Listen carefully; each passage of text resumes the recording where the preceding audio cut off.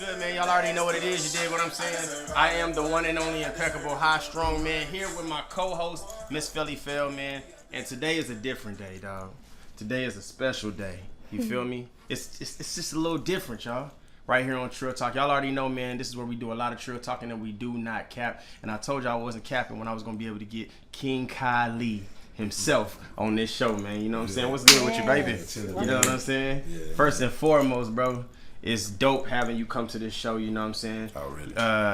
Your name doesn't even need to be expressed to how big it is and connected to San Antonio, but we're going to make sure that people know that for the ones that live under a rock and don't know it already. You feel me?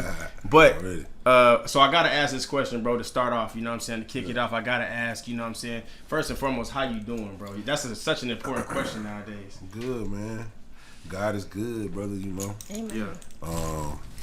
Able to still do a lot of things, and, you know, I'm a father now, a husband. Yeah. So, Congrats on that, man. Enjoying life, man. Trying to get better every day. You know what I'm saying? Big facts. Big facts. So, Kyle, I got to ask, man, you know what I'm saying? Like, for the ones that don't know, man, you know, you got people that just moved to San Antonio, and I feel like that you're one of those trademarks that, like, even as a whole person, you connected to San Antonio. So when people start discovering things in San Antonio, right, they're gonna discover the Alamo.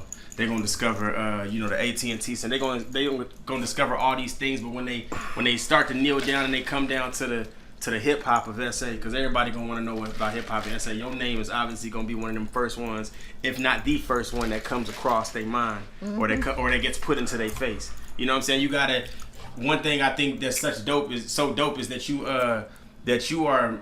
when it comes to hip hop and SA, you're such a profound subject. You're probably in so many people conversations around studios all around San Antonio. You know what I'm saying? Man. So you have people that don't know you. You know what I'm saying? But your name has to come up when they talking hip hop, and that's just a fact. Whether niggas like it or not, that's the fact of it. You feel me?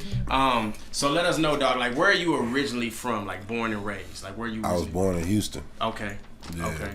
Born in Houston, man. And moved out here around 1999. Okay. And shit, man.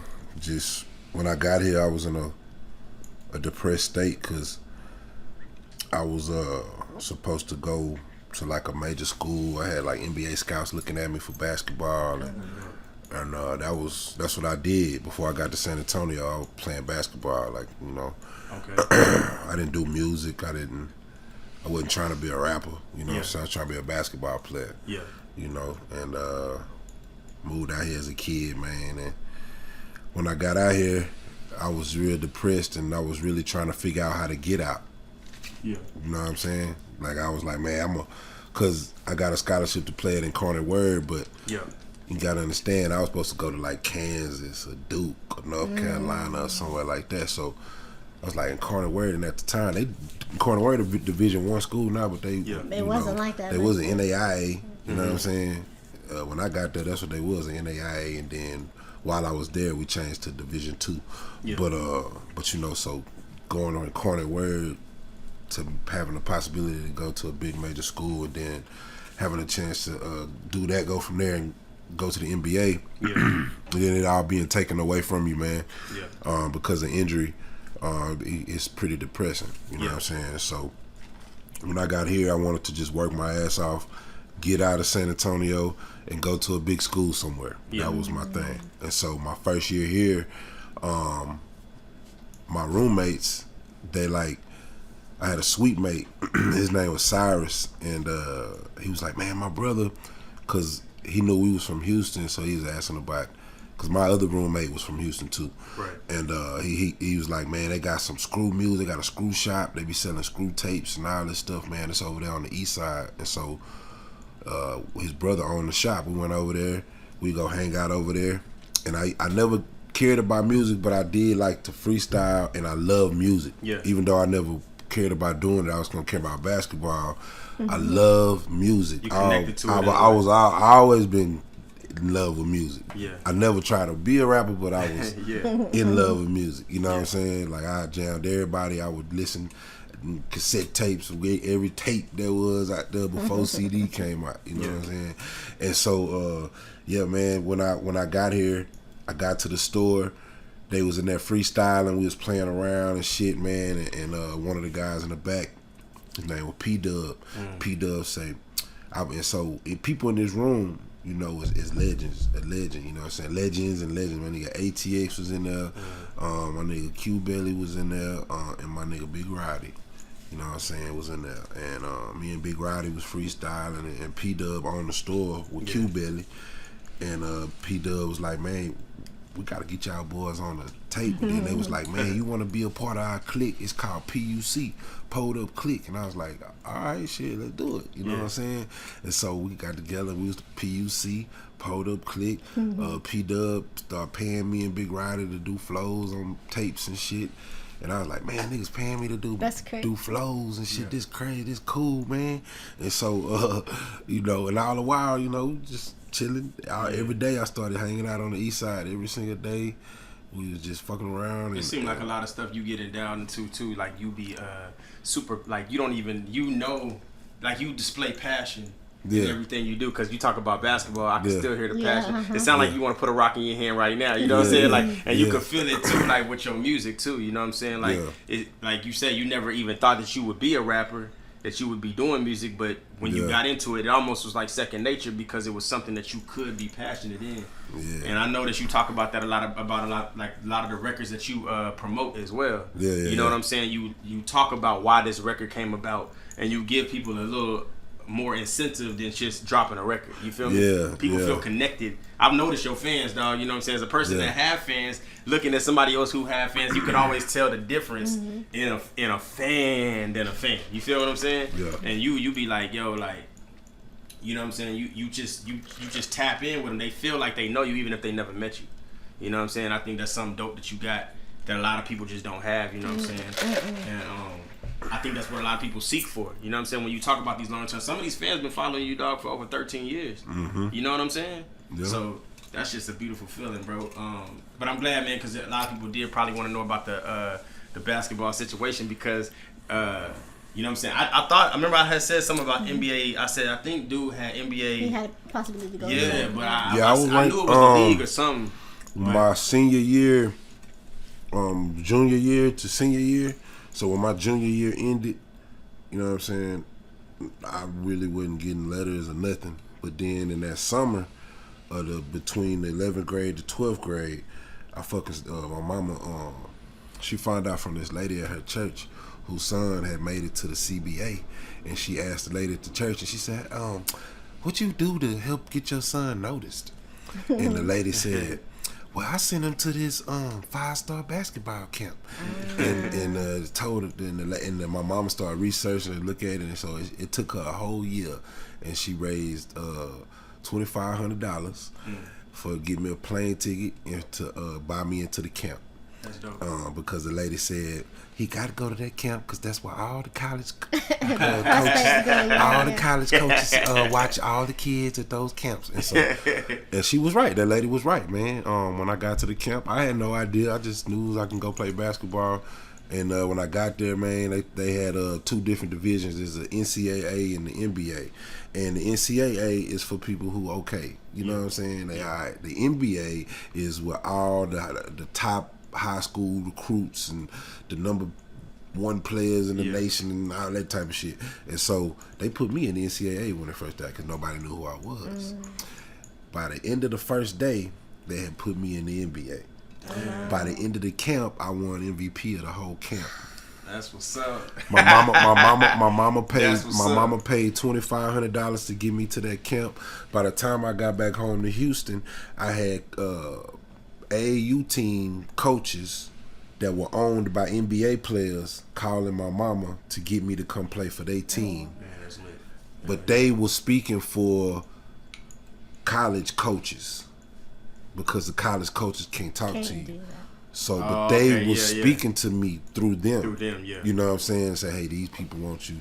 You know, they gonna be sending you. You know, so when I got back home, this one team called the Tim Thomas Players. Tim Thomas used to play with Allen Iverson and everybody, and he, you know, a beast. But he had his own AAU team, And my mama said, baby, they said that you gonna go to New Jersey and stay up there for 2 weeks, and then they gonna fly you all around the country, and you gonna play in different tournaments all over the country. And they say you ain't got to pack a bag. All you got to do is bring a toothbrush. Oh, wow. You was hyped too when you heard that shit. When you got all right. Nigga, they had a nigga sponsored by Adidas. I draped my whole family in Adidas. We had everybody had shell toes. Yeah, you know what I'm saying? And man, it was crazy, man. I never rode a plane that summer. By the time I got back to school, I had rode over 60 planes. Man. Everywhere, every city you could think of, I was hooping in. You know what I'm saying? That's crazy. I was a nobody at the end of my junior year. By the time my senior year started, I was number 5 player in Texas. I was getting all the big recruiters and biggest school, whatever. You know what I'm saying? I met Allen Iverson. I lived with Vince Carter for a week. Wow. You know what I'm saying? Lit, bro. Like, bro, that's crazy. That's crazy. You know what I'm saying? That's crazy. Hey, but look, this is crazy. By the time school started, and then by the time December came for the fall, it all went away. I guess when I got injured. He injured. So what exactly was the injury? I tore my ACL, my lateral meniscus, my PCL. Man. Then I had to have 4 scopes. Then this one messed up. Then I had 8 knee surgeries. Man. You know what I'm saying? But after the first one, I just wasn't able to play the same anymore. It was so bad. That's you know crazy, what I'm saying? bro. So it just messed up everything. Like I said, that first year I wanted to try to play and get back as far as I could. I couldn't even play that first year. I was so hurt. Yeah. I had a red shirt my first year.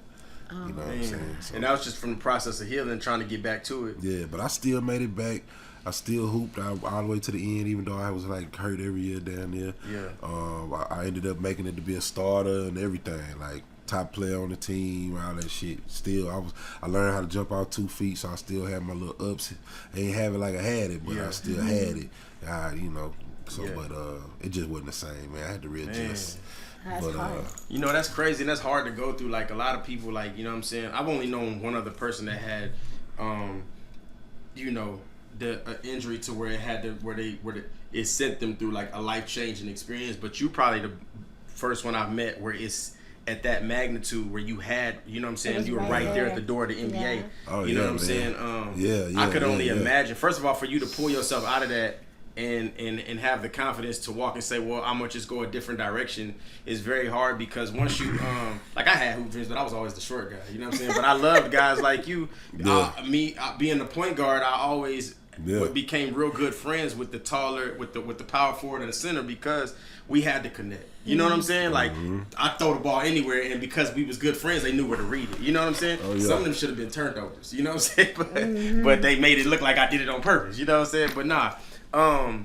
That's crazy, bro. You know what I'm saying? I commend you and I salute you for even being able to pull yourself. It shows how strong of a person you are, and you weren't afraid to say, I don't have to stop dreaming.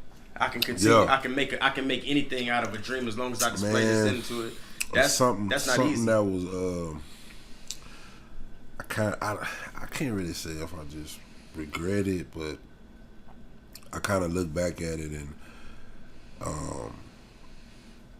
pretty much even till now, well, now not anymore, because this is why I'm saying this, but probably within the past 2-3 years is when I stopped feeling this way. But ever since I got hurt, I always felt like I was owed something. You know what I'm saying? Because I felt like something got taken away from me for no reason. You know what I'm saying? Right. And so I lived life, going through life like I'm older though. I didn't be a basketball star and make it to the NBA where I'm old to be a music star. You know what I'm saying? Right. That's how I thought, man. And like I said, not too long ago, I realized like, shit, you ain't owe nothing. Shit just happened, nigga. Yeah. You know what I'm saying? And everything you done from now was your determination to do something. Right. And to still be inspired to be somebody. And now you got people that follow you and all that. You need to be an inspiration to them. So, and that's kind of where music came into play. Well, music was already there when I realized all this. You know what I'm saying? This is where more of my humility as a man and realizing that we got to do what we got to do to help each other. You know, any type way that we can. But yeah, man. So now, music is something that I still have a goal, dreams that I want to pursue, and all of that. Right. But at the end of the day, there's so much more to life. You know what I'm saying? And you have to really be able to understand that no matter what happens to you, you just keep fighting and keep going. But enjoy life, man. Yeah. You know what I'm saying? For sure. Enjoy your family, enjoy your kids, enjoy your time alone. You know what I'm saying? You get some alone time. Yeah. You know what I'm saying? Like we just talked about that, about how like that shit is so important. You know what I'm saying? Because when you're talking to somebody all the time, or you're around people all the time, or you constantly doing something, working, whatever it is you do in life, when do you ever just sit back and just have time to yourself? Yeah, man. And enjoy your own peace. You know what I'm saying? I take 2 days out the week. Bro, I say that because I feel like more people need to just take a break sometimes and just check themselves. Facts. You know what I'm saying? Like, have a conversation with yourself and make sure that you're doing what you're supposed to be doing. You know what I'm saying? And if you ain't, then you need to be checking yourself, man. You know what I'm saying? And letting yourself know what it is and what it ain't. And if you fucked up, then you need to tell you, man, I fucked up. I fucked up. I fucked up. But and that's the hardest thing for people to do. They don't want you know to what I'm saying? It's hard for people to really look in the mirror. You know what I'm saying? I laughed about this recently, but I did feel some type of way. Because certain people, it don't matter what they say. It's just the fact that when you realize it for yourself. Like, I think a chick, she called me a narcissist one time, and that really fucked with me. I did not her saying it specifically, but it fucked with me because not that I was a narcissist, but I had narcissist tendencies. I had little specks of things inside of me that could be, when I looked up the word, when I knew what it meant, but to look it up and actually read it, you see certain things. So that's definitely hard to do, Kyle, and I'm glad you said that, because so many people need to do that. It's hard for people to really look at themselves and do shit like that. I know it was hard for me when I got called that shit and had to look in the mirror. But you know what I'm saying? I gotta ask you, man. So you know what I'm saying, when you so now that we talked about you know what I'm saying, navigating from basketball to, you know what I'm saying, I'm glad you said that, because I don't think a lot of people knew that part of the story. I don't think they knew about the AAU and the certain things and actually how close you were to the league. But transitioning to music, you know what I'm saying, you know, you're in the tone. You know what I'm saying? You're familiar with the tone because you've been here. Yeah. And I really want to set the record straight on this, because I've heard the way that you've actually said it on certain things, and I so certain people say, well, he navigated here because it was nobody really that blew here yet, and it was the easiest route, but it wasn't. See what I'm saying? Like, that's not why he did it. He did it because he had already been here. And actually, people, if you really are an artist, you will understand that going somewhere where niggas haven't blown is actually harder than to go somewhere where niggas. If you go to Atlanta, it's niggas like that already took it, so people are already looking at it. You can network too. But when you come to the tone, nigga, you gotta make a name. You know, man, one thing that's always puzzled me. Hold on, Kyle, real quick. Yeah. Hey, I gotta tell y'all this. Y'all know I'm not gonna cap, nigga. Y'all know I wouldn't say shit if it wasn't true. But this motherfucking juice is fucking good. Hey, look, I'm not saying that because this man here, if it was nasty, I just wouldn't have said nothing at all. But this shit pretty fucking good. Yeah, I mean, I just mixed it with the drinking. I just had to say that, bro. It's fucking good. Already, thank you, man. I didn't knock down books, nigga. Double Cup Kings. Go get it at Exit7.biz, man. We're gonna get into that because we need everybody to go get it. Exit7.biz. Okay. What was he talking about now? All right, you was talking about coming here, and how we was talking about how people say that it's easy. You navigated here because something I really don't. I know you heard that before. I guess I do, but I still don't get it. How people could try to like come up with shit to degrade my character or make a reason why they don't like me. Yeah, I never understood it, man. That shit weird as hell. Cause a lot of people, they be like, man, bro, you be showing a lot of love, and I'll be like, well, I mean, where I'm from, you know what I'm saying? Where I was born. Right. We was taught to show love. You know, we got to have people like DJ Screw. You know what I'm saying? He wasn't born in Houston. You know what I'm saying? He was born in Smithville, Texas. Then he moved to California. Then he came out here. Almost a teenager, I think. But he got Houston embraced him, and nobody tried to make up some lame reasons to degrade him and make him not pop. UGK, Bun B, Pimp C, PA. They from Port Arthur. Man, Bun B got his own day in Houston now. Yep. You know what I'm saying? Yeah. Man, ESG from Louisiana. He ain't from Texas. Yeah. Houston embraced and showed love. So many artists that wasn't from Houston that Houston embraced and showed love. Look at Drake. You know what I'm saying? From Canada. One of the Drake Houston showed love to Drake before he was Drake now. You know what I'm saying? He was just coming up. But Tupac from the East Coast. He ain't from California. Yeah, he from LA. Knows how to party. He from the East Coast, man. You know what I'm saying? Singing, bro. But you know, it's sad to me because it ain't just me, man. San Antonio, they hate each other depending on what side of town you live on. You know what I'm saying? We got people that look at every side of town like it's a different city. That's the first time I just want to state that. That's one of the first things they that ask my you. engineer ever laughed. That's the first time For real. that he's ever cracked a smile over there. Just want to let you know. Everybody, yeah, because that shit sounds silly than a motherfucker. Niggas treat east side of town like a different city. So once I started realizing how much people here like be hating themselves, because that's what a lot of it be. And me being here over 20 years now, I've had to fight so much because I love San Antonio because of how they got behind me when I was down and out, when I was depressed, when I ain't have nothing. Because when I finished school, you know what I'm saying, I ain't even know what I wanted to go to school for, but I just wanted to finish it for my mama. Yeah. You know what I'm saying? I hate school. I got dyslexia, so I hate school with a passion.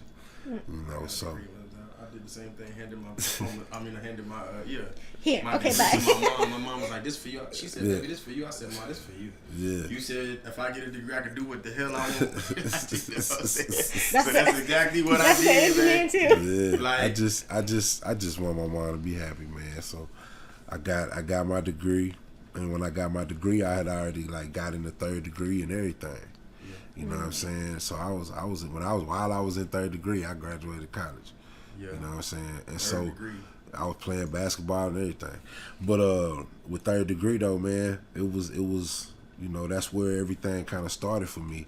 And so once I finished college, I was like, man, everybody wanted me to go to Houston. This like 2004. 2004. 2004.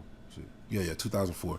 Everybody was like, man, you should go back to Houston. You need to come back to Houston. My mom wanted me to come back to Houston. Family wanted me to come back to Houston. And so I said, man, nah, I'm going to stay. I'm going to stay in San Antonio. I started something out here and I want to finish it. And I really love this city. And I want to see them. I want to be a part of it when it like blows up, because I feel like it's gonna do something. And so shit, the family was like, well, all right, nigga, you on your own. Let me know. You know what's you crazy you too? can come over here, stay for free. You know what I'm saying? We can stay free, get your job, stack up your money till you can, and you good. Yeah. Or you can just stay out there. And so yeah, that's what I did. I stayed out there, and I had to be homeless. I had to sleep in my car many nights. Really get it out the mud.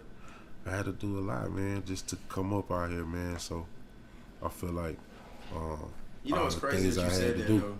All the shit I had to do. That's why I'm like, nigga, I'm from here, nigga. You can't tell me shit. Yeah. Bitch, I play CPS too. Yeah. I pay motherfucking SARS too. That's right. Which like a home is like, it's not about where you born from. No. It's a lot of niggas that be from the city that they be from an actual city that I will claim that like. Let me tell you, what's stupider than treating people from your own side like they ain't a part of you because you ain't from that side, than people treating you like you can't claim they city, but you got 4 military bases here, where damn near half the city was not here from here. Yeah. But they love it because it's their home. Yeah. You know what I'm saying? So what I never understood is why would somebody criticize me because I want to be here and be down with San Antonio, where I was given a new dream and a new hope and that I fell in love with, when I could have easily just went back home. At that time, Houston had just started blowing up. Yeah. I already knew Michael Watts. I was already on Swisher House tapes. I knew Slim Thug and them. I already knew everybody. I could have just went back home, live with my mama, and went and rap with them niggas. Yeah. But you chose to stay. But I chose to stay here. Yeah. You hear that? There it is. It said on Trill Talk. He chose to stay here. He could have went back and had it even better at home, or just as good. And he chose to stay in San Antonio. You know what? I was rapping with some niggas named Live Ola, Mark G, Lil Ken. What up, Live? Worldwide, A-Train, Joe Brown, Richie Rich. All my homies, man, we had something and that we, and them, I was down for the game. You know what I'm saying? Yeah. So, shit, it is what it is. Which is dope, man. I'm glad you expressed that, because these are the things that I feel like, especially someone of your stature and your position, you know what I'm saying? But you gotta say that, man, because it's like, some niggas have a hard time. I came down here from Killeen, Texas, but I came to San Antonio in 07. But but like I said, when I got down here, the only names that you heard at that time, because it wasn't a scene like it is now in 07. You heard Kylie's name, you heard Question's name, and Faye Dog, you know what I'm saying? And maybe a few other niggas. And I had discovered, like, even before them, it was other niggas, you know what I'm saying? But like, these are the names that you heard constantly, really putting on for the city, you know what I'm saying? And like I say, man, you've done so much for San Antonio. You've given back to the city in so many ways that it's like, yes, this is your home. You know what I'm saying? This is your home, and nobody can tell you no different, dog. You know what I'm saying? I think that is silly, though. Like, you know what I'm saying? This is one of the only cities that I've seen where, like, the sides matter. You know what I'm saying? Even when I got down here, I had to really learn what the sides were. You know what I'm saying? So that's like the first thing they ask you. Yeah, like, I mean, it's almost like a miniature Cali, because Cali, they do that. You know what I'm saying? They ask you, like, where you from? Where you from could be a detrimental question. You know what I'm saying? It could be it's crazy. Like, it could be the matter of you having a good night or a very bad night, depending on what you say. You know what I'm saying? So I like that's that. On some gang shit. Yeah. You know what I'm saying? But I think that like the way you've done things, especially more so in your life now, I feel like it's portrayed to let people know, like, yo, like, it don't really matter. I'm just representing the city. But I think that you get more backlash than anybody. You know what I'm saying? I feel like they're like, I'm gonna be jealous. We gotta deal with it. But I think it be niggas that want to do what you do, or do they've been living in the city. They've been rapping for 20, 25 plus, and they never really had their own whole show. Don't have any fans. More than that, dog.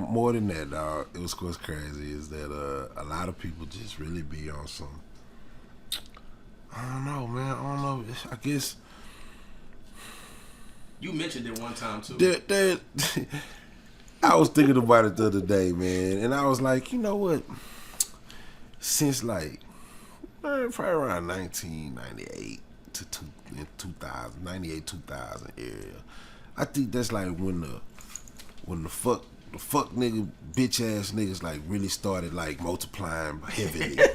And so now we have all these bitch ass fuck nigga kids because they done multiplied. And so now these niggas don't know how to have true emotions. They emotional over every little thing. Niggas be crying like little girls when they don't get their way. Niggas want to make up shit about you because you didn't do what they thought you should have did. Instead of clarifying it or just talking to you, or you ain't pick up their phone call. You ain't pick up their phone call. Now all of a sudden you a hater. That shit funny. You all this like you ain't got no life. Yeah. Like you don't got shit going on. Like you ain't human. You just might have didn't see it. Yeah. You know what I'm saying? Yeah. And then instead of just hitting you back and be like, hey man, what's up? I'm double checking you, see if you got my text or see if you got my call. Yeah. They rather turn into your biggest hater. Yeah. Over nothing. And they try to get other niggas to join them because they sound silly being the only By nigga hating. themselves, So yeah. it's like Over nothing. Yeah, over nothing. Which is crazy. That's the thing I hate too. Is like they'll talk to other people. Like it's been people that's come up to me and said, "You're nothing like what I've heard about you," and it's like, how the fuck? What did you hear? You know what I'm saying? Like you never met me in person, so I feel like you get that even bigger, even on a bigger scale. Like niggas never met you a day in your life, but heard something from another nigga that they cool with. Now it's like, well, I don't. Man, my biggest thing lately. I think you handle that shit well too. Cause like nobody ever like really like nobody's ever just come in my face hating. It's always been like behind my back or to other people and shit. But the biggest thing that's been popping up lately when I go places is people be like really mad at me if like I didn't respond to their message on social media. And I'm like, man, I don't be seeing most of this shit. Yeah. Man, for like 3 years I ain't even have Messenger. You know what I'm saying? I just had Facebook. I ain't have Messenger. So when you finally got Messenger, you probably had 100,000. Man, I'm so, bro. You still ain't caught up, is you? I'm so behind on, man. Then they got them hidden inboxes in there and shit. Yeah. Like, man, goddamn, man, this is crazy. But you ain't their friend, they go to the hidden. Sorry. yeah, man, it's sad. I'll be getting that too. I just found out about that. But I'm like, man, I got so many other ways to reach me. I got my email on my page. I got a phone number if they on really my want to reach page. you, they can. Yeah, you know. But I had to cut it out because people would just be trying to call me all hours of the Man, night. I hate that shit. The video call. If I don't know you, don't call us on Messenger, bro. If we don't know you. Niggas just be that ain't calling a good you and shit on Messenger. I'm like, man, y'all crazy. That shit crazy. But I've been They cut. call a message. Like I say, I ain't have Messenger, so they was calling nothing for a long time. But now I try to respond and talk with everybody, man, as much as I can. But you know, shit, man, nigga human. It get hard sometimes, especially not having a son. You know, 3 daughters. You know what I'm saying? A wife. You know, like it's a lot. You're busy. Yeah, man. So that's what I gotta ask too, man. Like, you know what I'm saying? So like, you know, dealing with that type of thing. One thing I noticed about you is like you just kind of deal with it as is, and you kind of like always put some positive, especially more so now. You know what I'm saying? I could say the 10 years of Kylie 10 years ago from now has changed tremendously, probably in a lot of people's eyes. You know what I'm saying? Because you're more open to giving these you do these Instagrams that I see on motivational Instagrams, and I fuck with them tough. And I don't fuck with everybody's, but your shit it be really direct. Like there was one I felt like you was talking to me because you always look at the camera when you talk, and I felt like he spoke to our soul, because I was thinking that shit. I'm like, this nigga talking. I had to make sure it wasn't like face on face live. I'm like, hold on, let me make sure that we not live. I thought I was just listening to this nigga, but it was one you said. You was like, hey man, look, dog. You was like, man, if you gonna be a player, this shit, like nigga, I'm not knocking you. Do your thing, but don't be dragging people along, nigga. Like, and maybe because I'm at the age now where I'm thinking about relationships all the damn time. You know what I'm saying? I see my like niggas is married and shit. I'm like, okay. So I'm listening. And the nigga said, he said, listen, man, I'm not saying like don't do your thing, but like let this person go, then go do your thing, and then you know come, and then when you ready for something, then make sure that you ready. You know what I'm saying? Yeah. And I really fucked with that. That's why I said. He spoke to you. Like, damn, I gotta let you go. I said, this is wrong. This is wrong, bitch. So I was like, you know what I'm saying? So, you know, I just felt like that. I think those things are cool though, man, because you know what I'm saying? Like, so many people can relate to the shit you talking about, and you could tell that the shit you displaying to us is you know what I'm saying, is from experience. It shows maturity. It's showing like this, and that's why I say 10 years. Yeah, man, like that's same thing with basketball. Like if I see a kid, I'm gonna go to him and I'm gonna try to give him whatever knowledge I can from what I learned that helped me. Yeah. You know what I'm saying? So that's what that should be about now. I just like, man, I gotta figure. Cause really, where it really come from, cause honestly, I give a fuck about social media. You know what I'm saying? Honestly, I'm a musician. You know what I'm saying? First and foremost. but I felt like I needed to start really showing people who I am and my heart. And so a lot of the stuff that I've done is just me showing people who I am.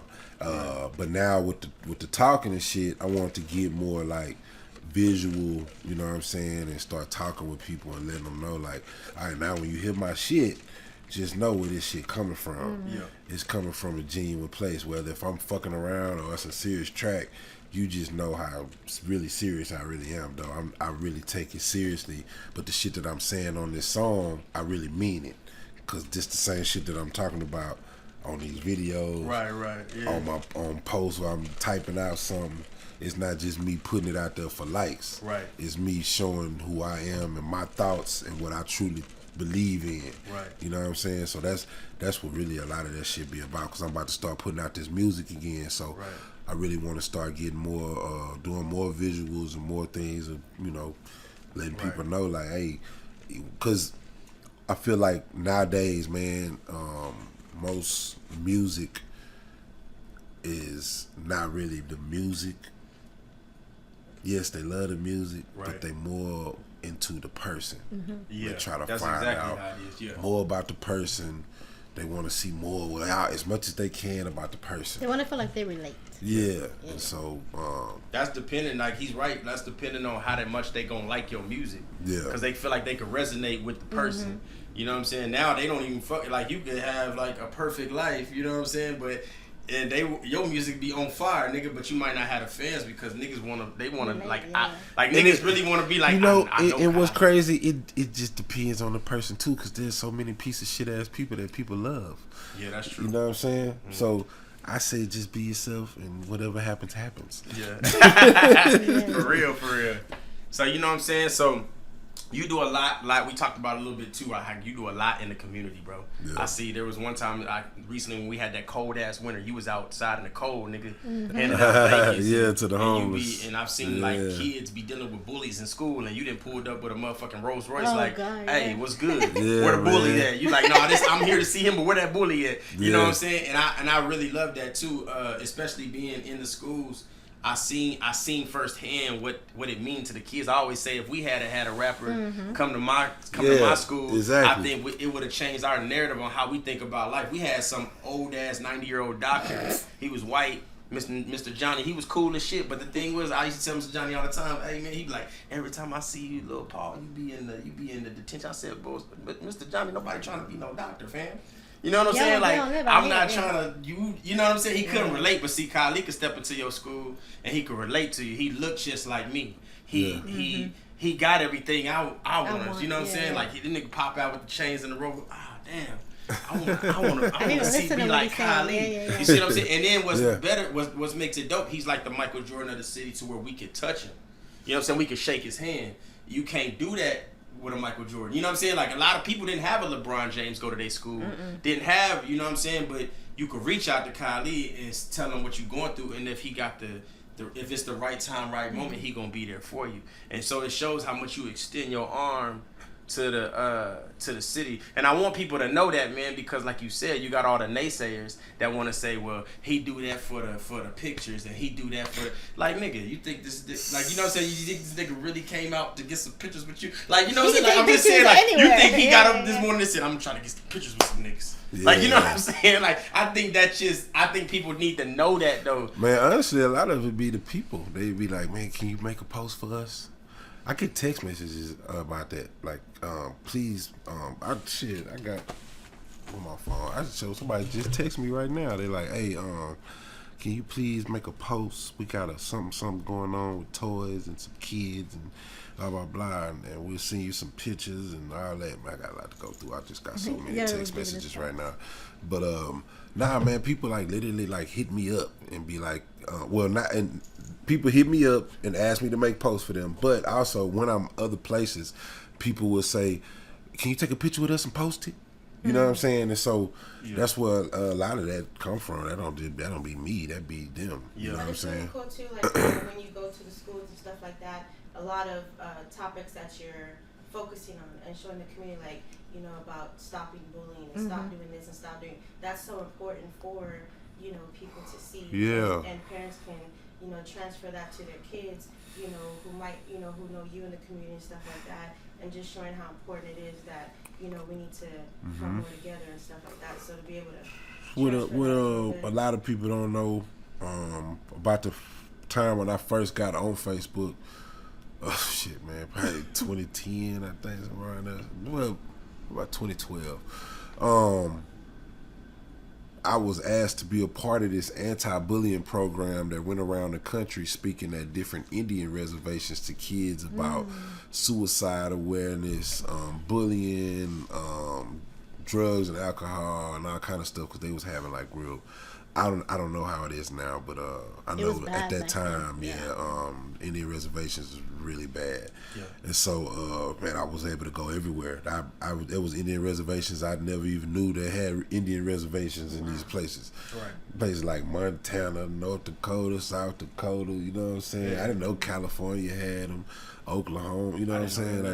Like they everywhere. Wyoming, like crazy, man. But so I went around the country doing that, and by me doing that, I was able to like really grasp the whole like bullying, because I was bullied in school. You know what I'm saying? Young, I was in ninth grade, I think, man. I was bullied, and I think that I was strong though, so I was like able to get through it, and so when I got through it, I never looked back. It never bothered me anymore. But when I sat back and thought about it, but it's different now, because back when we got bullied, it was hard and we had to deal with it. Yeah, but now these kids take it to a whole nother. Well, so what I was gonna say, But I mean, they commit suicide. All these things are happening. What I was gonna say, like, even though I got over it, I remember during the time that I got bullied and how scary it was, and how I was afraid, and how, bullied. I know I was. So but like I say, I was able to overcome it. You know what I'm saying? I started hearing about so many kids that couldn't overcome it, and committing suicide, or trying to commit suicide, and hurting themselves and all that. And so I was like, man, my bullying, I was able to get away from my bully because I was fast, and you know what I'm saying. But some kids ain't fast. Every kid ain't this. So they actually the bully catching them, and the bully kicking them in the face, and you know what I'm saying. And or they got the whole school laughing at them, or it's like really bad. Especially now. That's why I say now is why I like started stepping up to do something I can. Do whatever I can now about it, because social media, the cyberbullying, all that type of stuff. But not only that, I think social media is trying to put like kids and people and make them think not for themselves. There's a lot of stuff going on where they're trying to say they want you to be as open as possible, but really they still trying to put you in a box. You know what I'm saying? To make you be somebody you're not. You're not.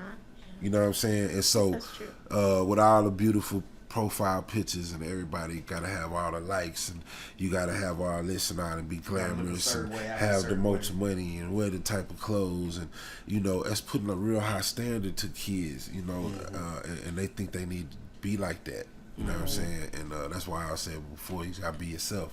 But it's bad. The examples that are being set, man, it's real bad. And that's even dope for you to be able to like say that, so that people could understand that you can relate to it, because a lot of people, bro, they're not comfortable with themselves to tell people that I was once bullied. When they look at you now, and I think that's happened to everybody. But even back then, like I know, us growing up, how we grew up, we.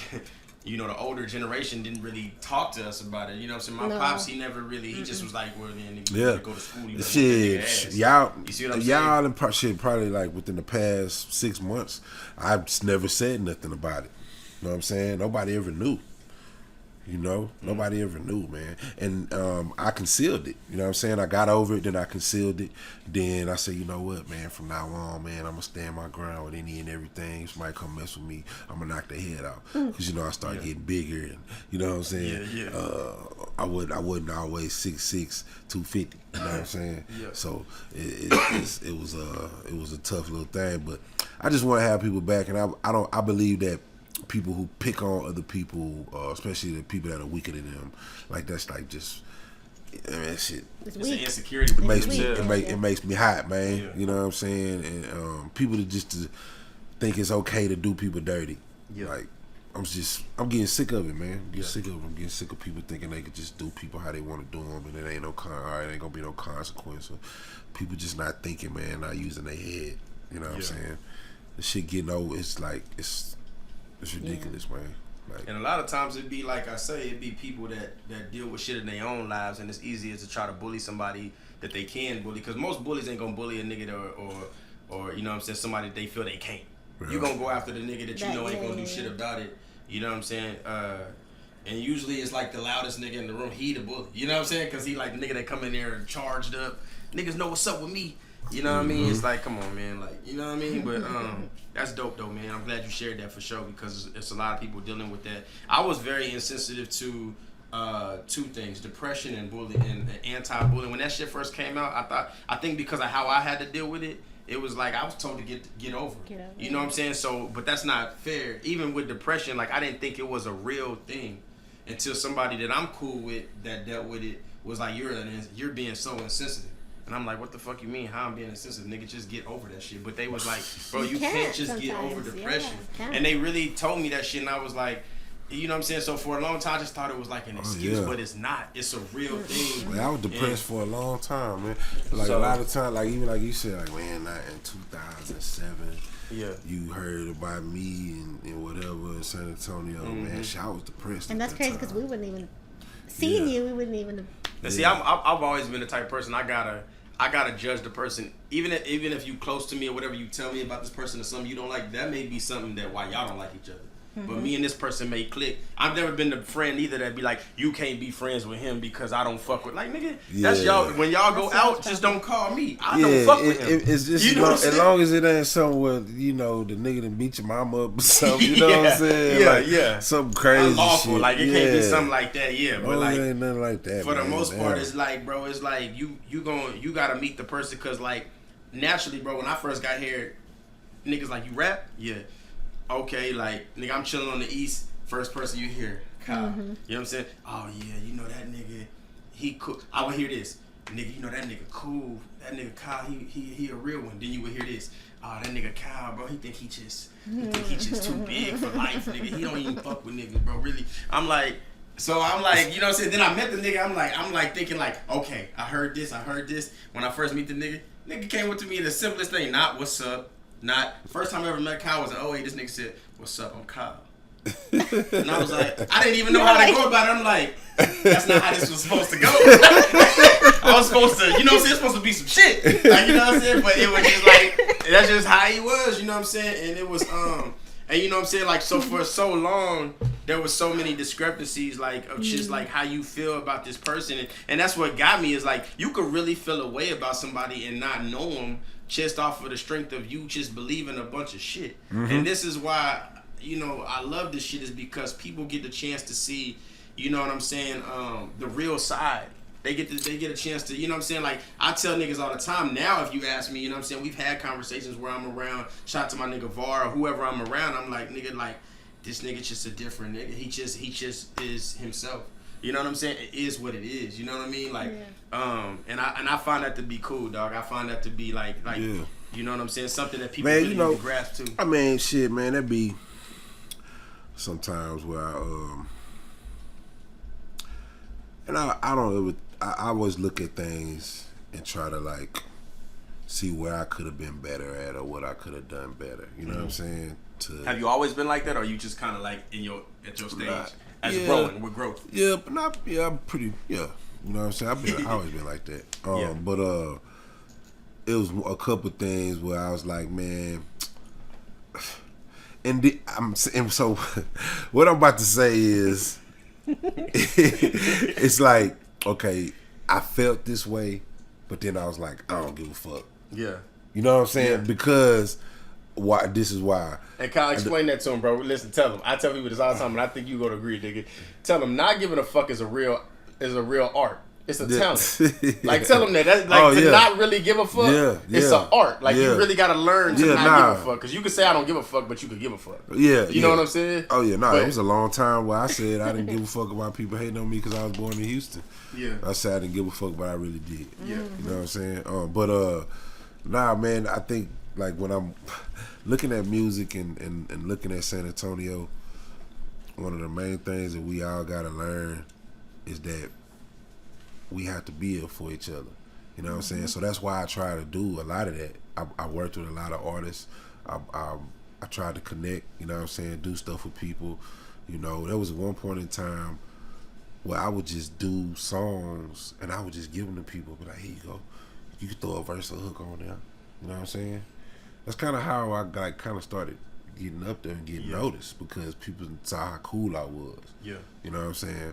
And but like the thing I was saying, I go back on, I was like, man, maybe I should have done more stuff to try to link up with more people and do this or that. But I was like, man, I was already doing that. Yeah. I can't make somebody not have some type of weak ass feeling about me. Right. You know what I'm saying? Right. Yeah. You know, if people wanna fucking make up something about me just because that's how they feel. They feel that I'm that type of way, but don't know at all. They just, you look like you're that type of way, so you got to be it. I'm like, man, y'all crazy the motherfucker, man. You know what I'm saying? Yeah. Yeah, but this shit crazy, man. Like, it's crazy how people talk.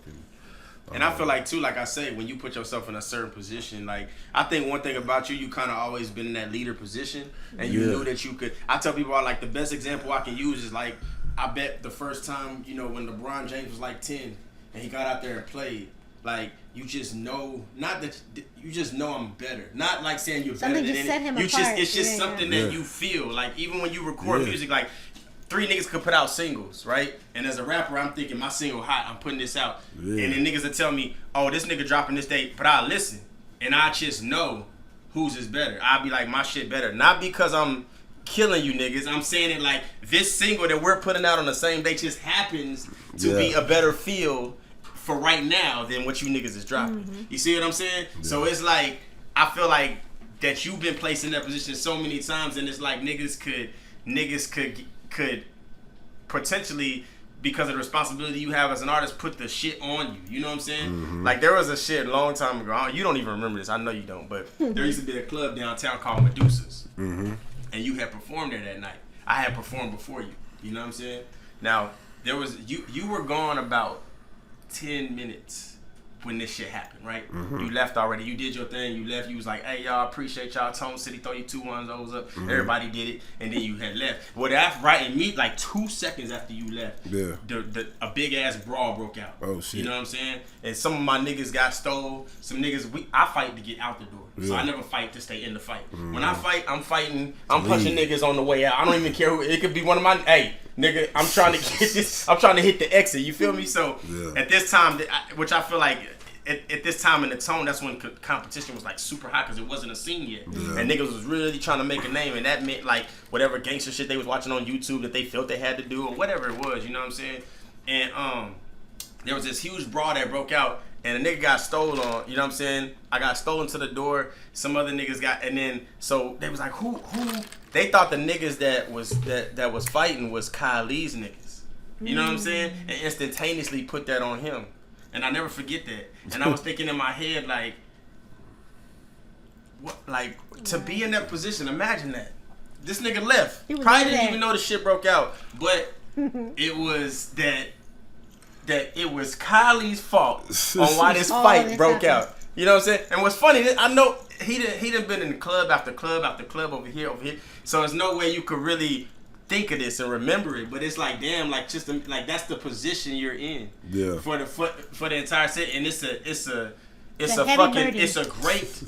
a great position to be in. Yeah. But it's also like, damn, like nigga, I could be on. You could be on an interview and just be like, man, I don't even really pay attention to that shit. They be like, oh. But they'll turn it into, oh, he said he don't pay attention to the homeless. Like, nigga, he wasn't even, that was the question after that. You see what I'm saying? But they'll place it to like where it's like Kylie says, I don't pay attention to the homeless. Like, you see what I'm saying? So it's like for you to have to cope with that responsibility. You know what I'm saying? Like, it's like, and what I love about it is I've seen you on a lot of videos that be like, You know what I'm saying? Anyway, moving on to some positive shit. Yeah. I'm gonna be out passing out sure. You know what I'm saying, nigga? It's like you don't even give it attention, and I be telling niggas that's the perfect way to go about things nowadays. It's like if it don't deserve your attention, why even give it to it? You know what I'm saying? And like you say, I just really want to point that out and shed some light on that, bro, because it's so many niggas that's going to come to the city, you're going to be the first one they hear about. It's so many niggas that's already here that feel a certain type of way because you didn't get back to that text message. Yeah. You said, I ain't worried about that, and they thought maybe that was toward them. You know what I'm saying? Like, and it's like, did the nigga tag you? Yeah. Well, then nigga, he ain't talking about you. You know what I'm saying? But I ain't got no problem with nobody. I'm cool. But I gotta point these type of things out, bro, because I want people to understand this. Set the record straight, the person that you display is the person you actually are, and not portraying an image for people just to feel like you're that. You know what I'm saying? Like, every time, like Yoda just said on here a while ago, he was like, hey, fuck them haters, nigga. He was like, that nigga Kyle been, what he say? He said, niggas is lame, especially these rappers. Shout out to Kyle Lee, been a stand-up guy since day one. You see what I'm saying? Like, niggas, and Yoda the same way, you know what I'm saying? Was in the studio with him not too long ago. Same thing. Yoda went to the car, smoked his little joint, and he came in that bitch and blazed that bitch. You know what I'm saying? Like, always been humble, you know what I'm saying? So, I like to shed light on niggas when they talk about the tone. Man, look, you know look, this is how I feel. I'll just say this and then I don't even gotta say nothing else about it no more. Look, if you came up with a false judgment about me, it's okay. I forgive you. Aww. I forgive you. It's all love. You gotta do better. We gotta do better. Brick City. Brook City Lou said, Kylie, remember when you and Highstrung went to Las Palapas after the show? Kyle was watching the Spurs game on his phone. I remember that shit. That shit was a long ass time ago, Lou. You know what I'm saying? Shout out to Lou, man. He actually he became a rapper after, you know what I'm saying, after going to Kyle's shows, my shows at Reptiles, and I remember him, he was just a little guy in the crowd, and he kind of became his own rapper. So big shout out to Brook City Lou, man. I see you doing your thing, bro.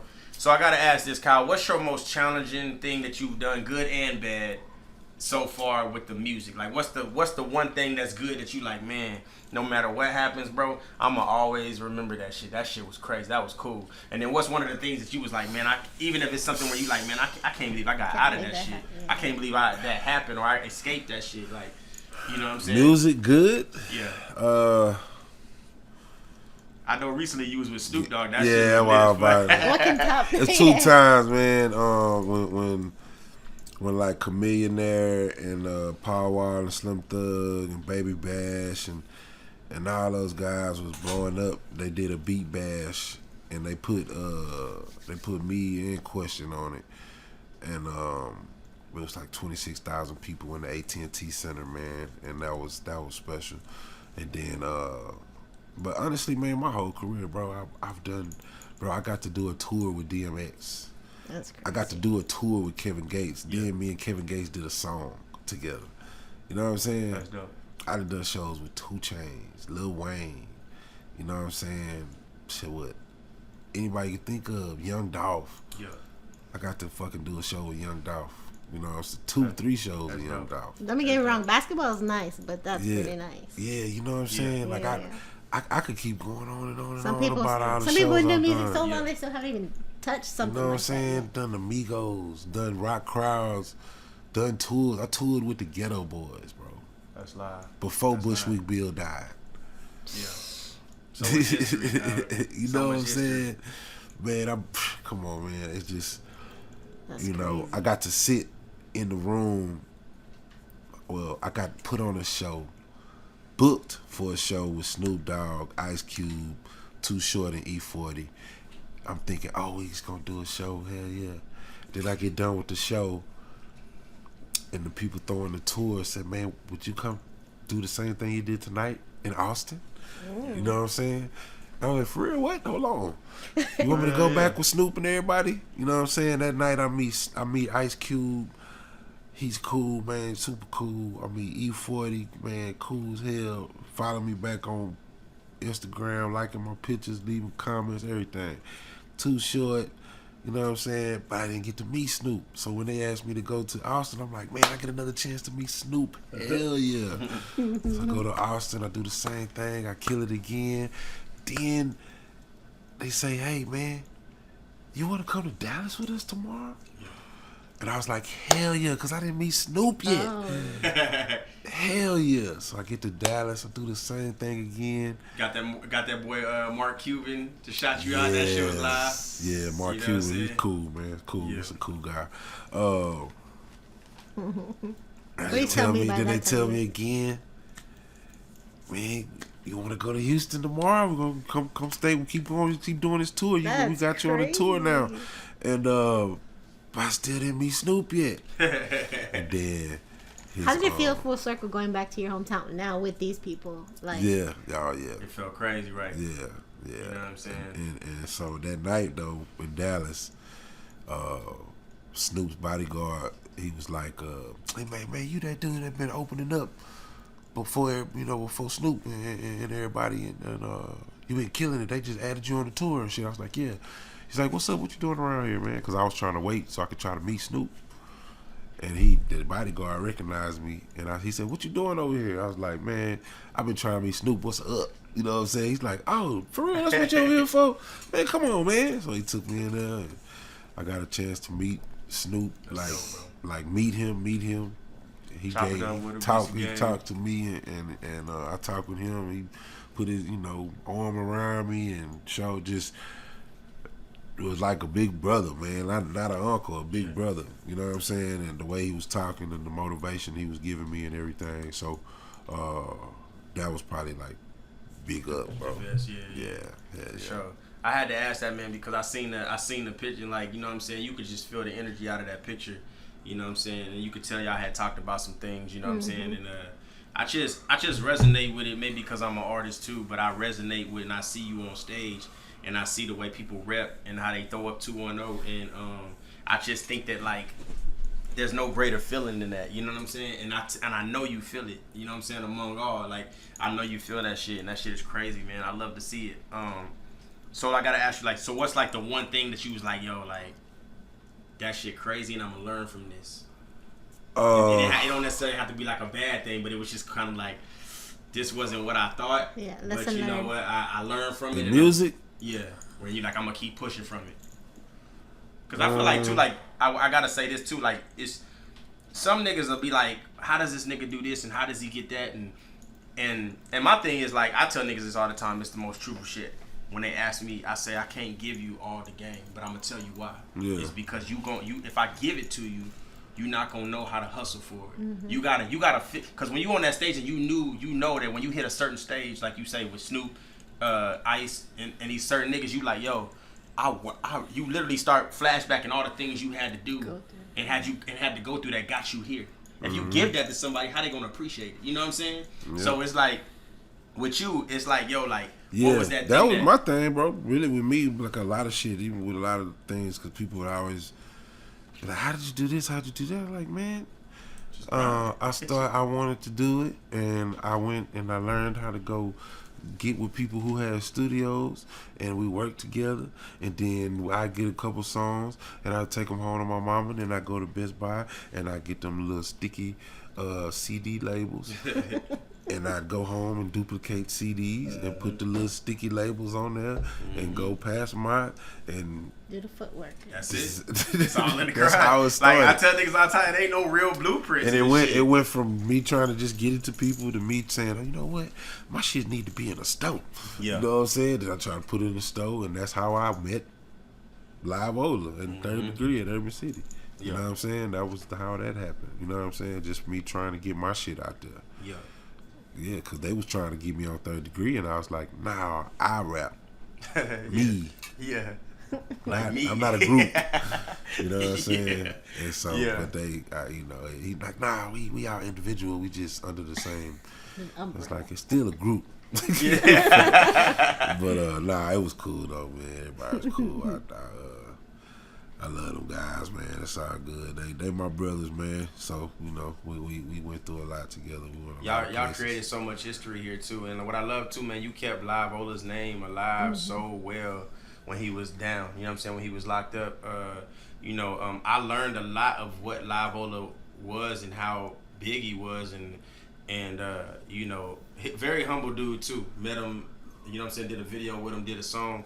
Humble, you know what I'm saying? Him and Kyle definitely show up to the studio to handle business, bro. You know what I'm saying? Which is dope. You know what I'm saying? They come in, they do their thing, you have conversations, and then what I love about Kyle too is like, I want people to know this too. When he go to the studio with you, right, he gonna make sure his shit right. You know what I'm saying? He went in that studio and he recorded it like, I thought it was when he first spit the verse the first time. I was like, oh, that shit hard. That's it. And he's like, nah, that ain't it. I said, Kyle, that's hard right there, nigga. That might be it. He's like, nah, that ain't it. He's like, run me back. He said, stop me at this part. And then, you know what I'm saying, he'll throw his ad lib in that hoe and he'd be like, all right, now let's go from here. And I like it because he was really a part of the process. You know what I'm saying? Some niggas go in, they just record they part with you and then they like, it's good enough for me. Kyle want to make sure that it come out good because everything that represents, it's representing him as well. You know what I'm saying? A lot of artists don't really take that shit serious or take heed to that. And I think that's like, some niggas like, well, he doing this, but it's a reason why certain niggas are chosen to do these type of things and why they put into a leadership position, because they take this shit seriously and they sparking that thing in the next person. That's gonna be like, man, I like how he went in the studio. So now when these niggas watch these documentaries on Live Ola and Kylie and they coming up, they able to see like, yo, this is type of work you gotta put in if you want to be great. You know what I'm saying? So big salute to you for that, man. And big salute to Live too. You know what I'm saying? You kept his name alive very well, dog, when he was gone. I think you mentioned that shit like all the time. You know what I'm saying? So big salute to you for that. Now I remember there was a point in time where you did a Selena song. You know what I'm saying? I really like that song too because it was dreaming. You know what I'm saying? My favorite line, I don't know if it's because it's certain things I say as a rapper. You can say it an ad-lib, but you can say it. And when that nigga said, it's like Aquafina. Like, you know what I'm saying? That shit right there. That was shit, like hey. That was a freestyle, man. And I like how you went and was like, this ain't for publicity. This ain't for, I wanted to ask you though, like, because I say the same thing, when I talk to my friends of Hispanic descent, I say like, what connected you to Pac? I want to know. Yeah. Because in the black community, I know why I'm connected. Yeah. My pops I remember being in pajamas and them niggas smoking weed and playing dominoes, same shit I'm doing now. You know what I'm saying? So my daughters get to see in reflection of what I seen when they grew up and why I resonate with certain things. What made you resonate with Selena? Like, how did that come about? Because being a part of different cultures, you know what I'm saying? Was it just like you just always?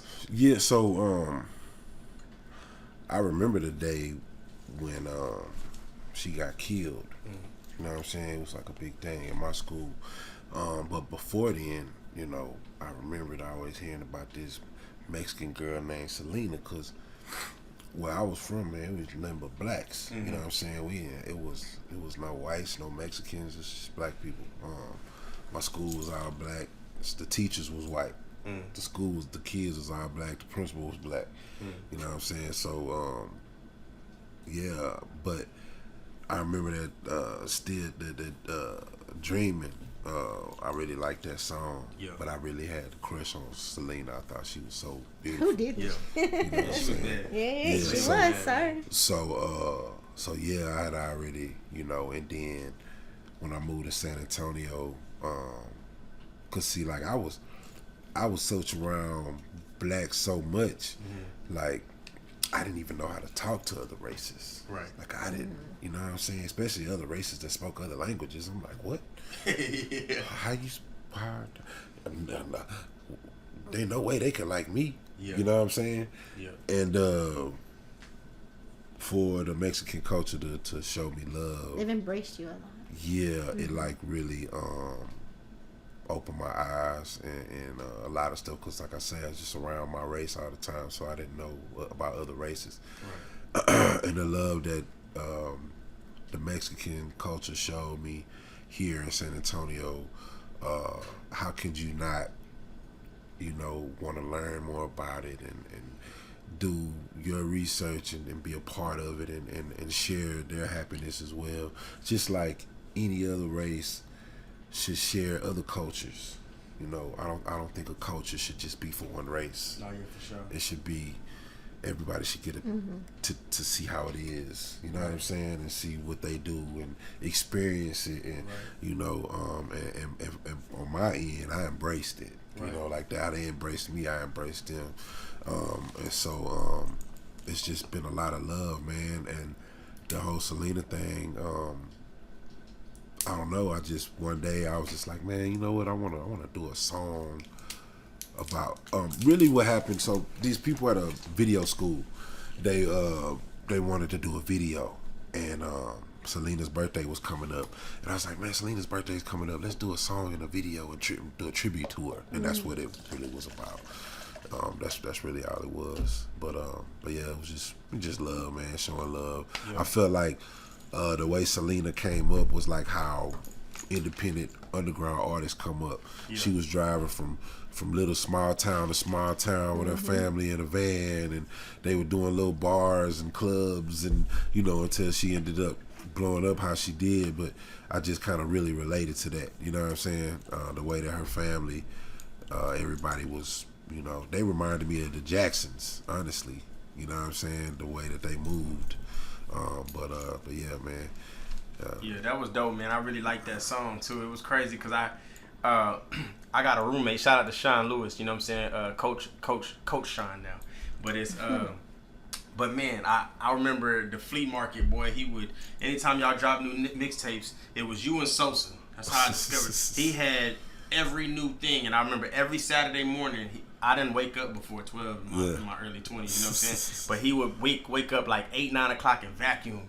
And you would hear all the Screw, New Kylie, and you would hear all this, you know what I'm saying? And he was real passionate about that. Sean was always like, you know what I'm saying? See what I'm saying? See how Kylie got that Texas swing, bro? You know what I'm saying? Like, nigga, that's how we gotta present ourselves. Nigga, like, I remember he wanted to, it was you and 15-5, he wanted to get VIPs next to y'all all the time. You know what I'm saying? And it was crazy because, like, when we started to gain our own traction, started to have our own fans, it would be funny because we would have, like, these people that would come dap me up and be like, you strong? You high strong? Yeah.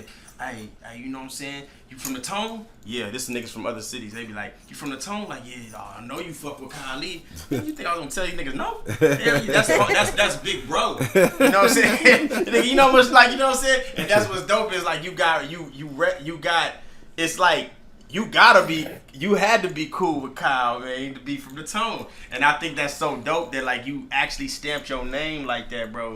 And you know what I'm saying? That's why I say certain niggas is chosen for the shit for many reasons. You know what I'm saying? You resonate with shit God like you said, a lot of people be like, man, you think he up here? Or they mad? They think, man, at that time, even now, you know what I'm saying? It's like, man, I was just okay.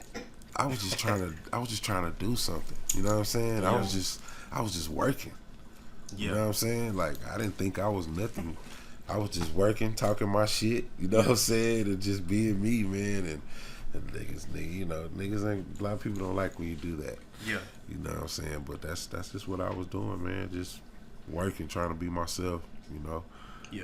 Showing love. And that's what I wanted to ask you too, like, you know what I'm saying, like, you seem like and I tell only certain artists this. I've only told certain artists this because not every artist has it, and that's okay. We need people for everything, but you one of the ones that has a responsibility as an artist. Yeah. You know, we had rest in peace to Mo 3, Young Dolph, all these niggas that like, you know what I'm saying? I feel like that have passed away or been taken from us. Nipsey, you know, taken from us too soon, and it's a certain responsibility to where it's like y'all, we need y'all alive.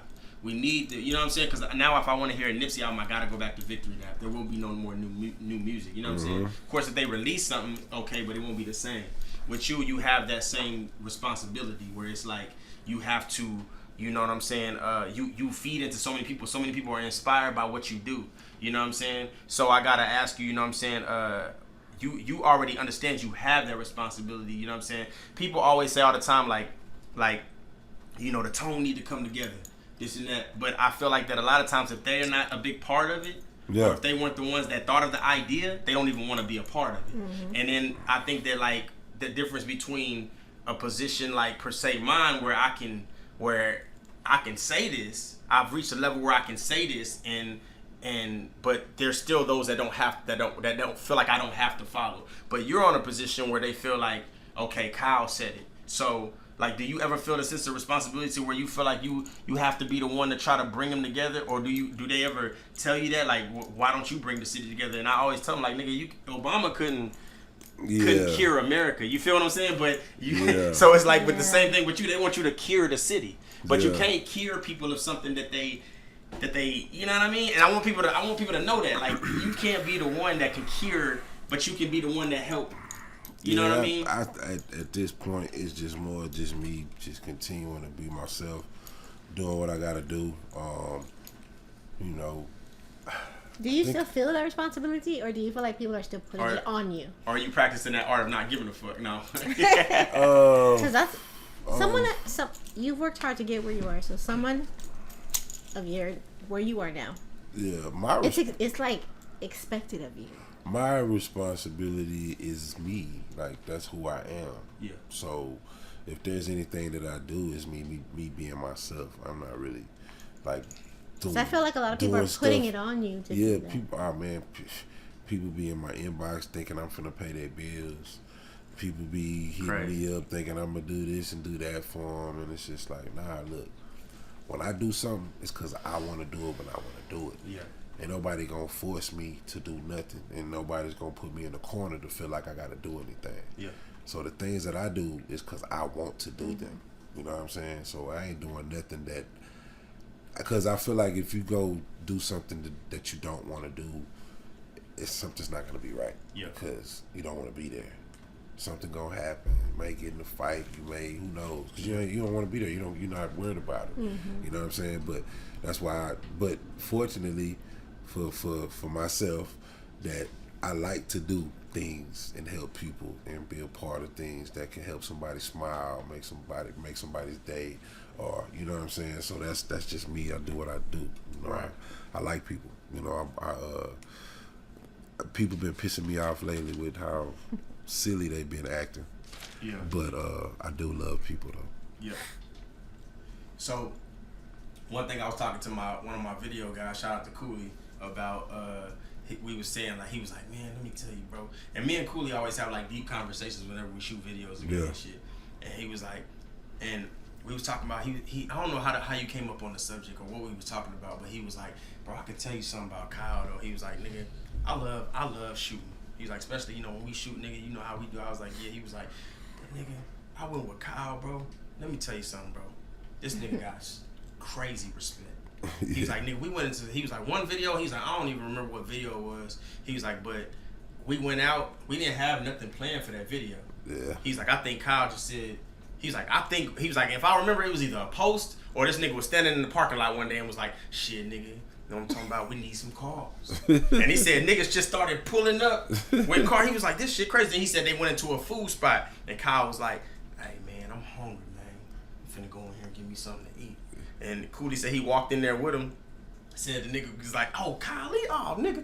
Gave the nigga some food, and then he was like, Cooley was like, yeah, he was like, oh, you shooting a video? Oh, nigga.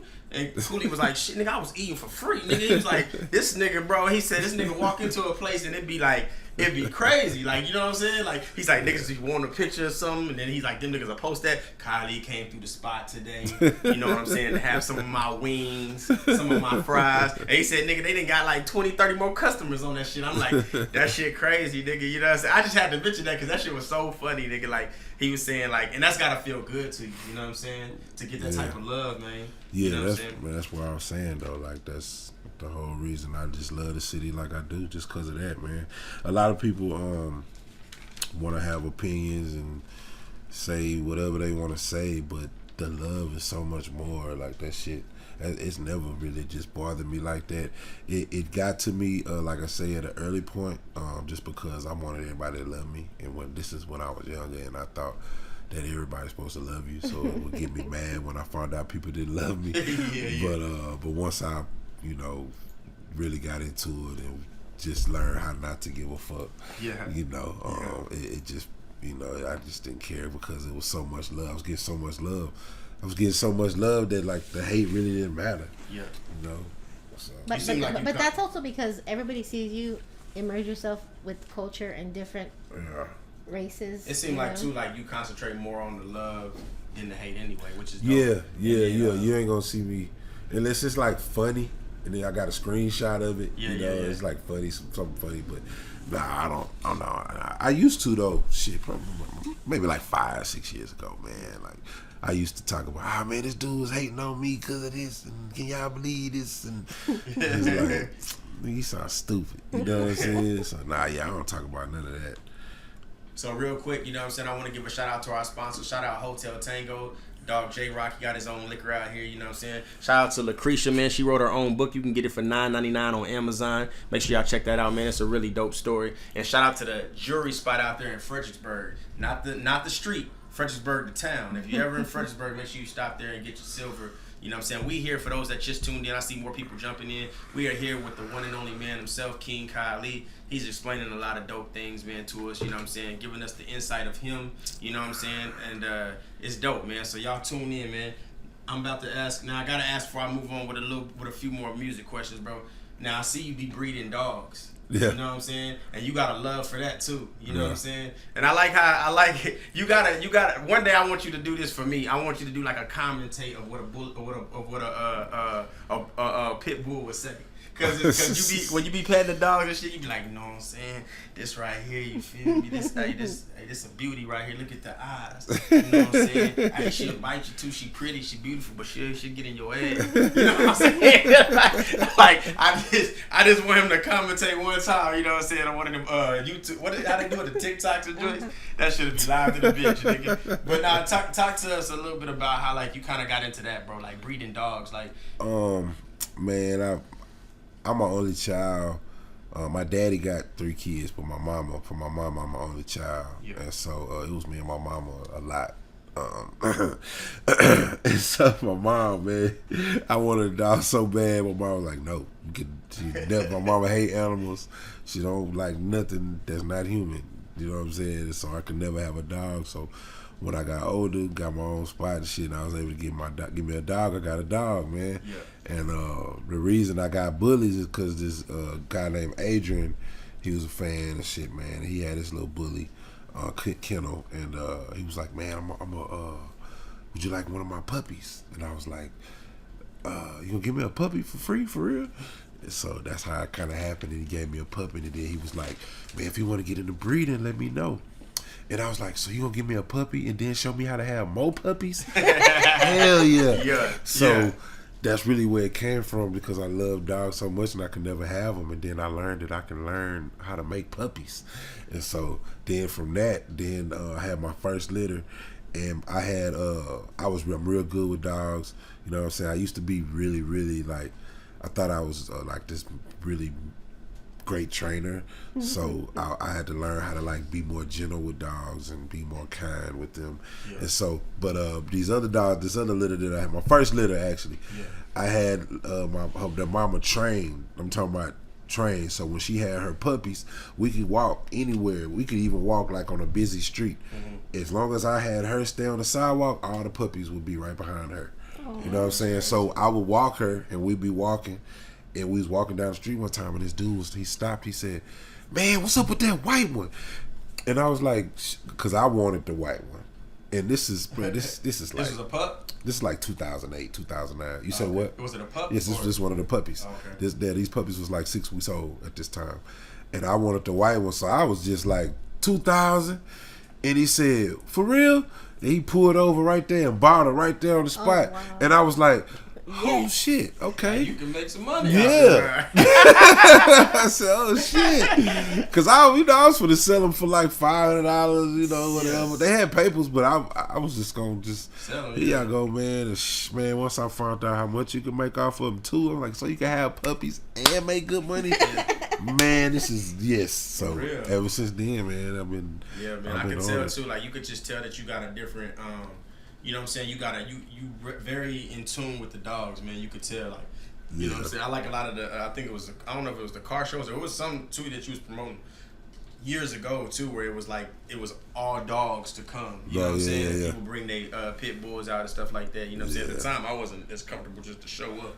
You know what I'm saying? Niggas shit to get off his leash and shit. You know, dogs work off your spirit. You know what I'm saying? So I ain't want to be mad that day and then like, get my ass ate up and shit like that. But nah, I really love that shit. I mean, you know what I'm saying? That's something I look up to. I'm like, damn, I wish I could be that. I know I can't though. Like my daughter, I see where she get it from, because my daughter Aria, my oldest, she my youngest, loves animals, but Aria, she will not. You know what I'm saying? It'd be like a poodle across. I'm like, I could take that. Like, you know what I'm saying? Like, but she'd be like, Daddy, no, Daddy, it's not on a leash. And I'm like, listen, you making me nervous. You know what I'm saying? I'm supposed to be tough for you. You know what I'm saying? Wait, if you start running, I'm gonna start running. Stop running. But nah, you know what I'm saying? That's super dope though, man. I had to ask you about that because I seen that's a separate thing that you take. You know what I'm saying? A lot of liking to. I seen that shit. Now I gotta ask this, man. You know what I'm saying? Like the mixtape. Yeah. Mixtape that everybody for years have been waiting on. You know what I'm saying? Yeah. You, Ken, Sos, you know what I'm saying? Live. You know what I'm saying? Which is really dope. You know what I'm saying? 4 heavy hitters out the city coming together to be able to do music. You know what I'm saying? I think that shit is dope. It's a phenomenal mixtape too, by the way. I know y'all working on the second one, but you know I ain't gonna say too much because you know. Yeah. But I know that I love the pictures that y'all displayed and showed us in the studio. Y'all made us feel like we was a part of the journey. I was able to being in the studio with at least you, well, all 3 of y'all, well, all 4 of y'all. I've been in the studio with all 4 of y'all before, and so I know how y'all work. I know that it had to be fun and like a crazy. I talked to Ken. I was sitting down with Ken one day. He was like, "Man, it would be crazy, man. We was in the studio sessions because Kyle would get in there and wreck that bitch, and then Live would get in there and it made me want to come out with my bars and shit like that." You know what I'm saying? It was so I just imagine the feel of that. You know what I'm saying? That mixtape was really it's fire too. And I thought that when y'all shot the video, definitely the Big Stompers was really dope too. How everybody came out, and that shit was crazy. You know what I'm saying? It's just the. And I felt like it was something that people wanted for so long, but they didn't know that it was gonna happen. You know what I'm saying? Because there was obviously, you can go back on YouTube and shit like that, and you can see discrepancies between you and Ken, and you can see certain things, and it's like, okay, how the fuck did that happen? You know what I'm saying? Because it's like, you know, and it's so funny because it's so laughable now. You know what I'm saying? Like when you talk to Ken about it, he was like, man, I don't know, that was some dumb shit. You know what I'm saying? Like, so how do you feel about it? When y'all got actually, because I know y'all probably talked about it for years before it even happened. Who? So like you guys, did y'all talk to it collectively, or it just kind of was like it's time now? No, I was not. I wasn't trying to do nothing. Yeah. He said, no, I wasn't. I'll be honest. You know what I'm saying? I wasn't interested. It was really Live. Live is the one who made it happen. Yeah. He cause he know I'd do anything for his ass, so he just kind of, you know. Yeah. But yeah. And then we talked and you know, it got worked out or whatever. But I just, you know, I'm gonna say this because of the ending of this story that I'm gonna tell. Mm-hmm. What you said, you know, discrepancies, whatever. It's something that truly hurt me because I couldn't believe it. You know what I'm saying? Yeah. I'm like, wow, why dude gonna make a diss song on me? You know what I'm saying? Right. I ain't do shit to nobody. You know, and so it hurt me. But I wasn't gonna never do no song back about nobody. Yeah. Never. I kind of realized that. I don't think I heard a diss record that you put out. I've never done a diss song to nobody. Why? I'm not finna spend my time talking about another grown man. No. That's not how I move. But it hurt me because we came up together. You know what I'm saying? And then to have him do a diss song about me was like real hurtful to me. To the point to where I was very upset. I was very mad. I wanted to beat his ass. You know what I'm saying? I wanted to handle it. But, and that's why I brought that up. As hurt as I was, I thought about San Antonio. You know what I'm saying? I thought about showing, how can we show unity? You know, and that's the best way to show, like, hey man, people can have a problem, but they can sit down, they can talk, they can work it out, and they can move forward. Right. You know what I'm saying? So that's really what it was about. And we have to, if God, Jesus Christ, can die on the cross for our sins, then we should be able to forgive people. Yep. You know what I'm saying? Big facts. Especially if it's for a bigger purpose. Because I feel like it's bigger than me or him. Right. that was for San Antonio. Yeah. You know what I'm saying? So and y'all did that, man. Yeah. I appreciate that. That mixtape hard. You know what I'm saying? I fucks with it tough. You know what I'm saying? And what I love about it is like you can always appreciate a project where they put 8 songs or 10 songs on there and you feel like, damn, nigga, that's it.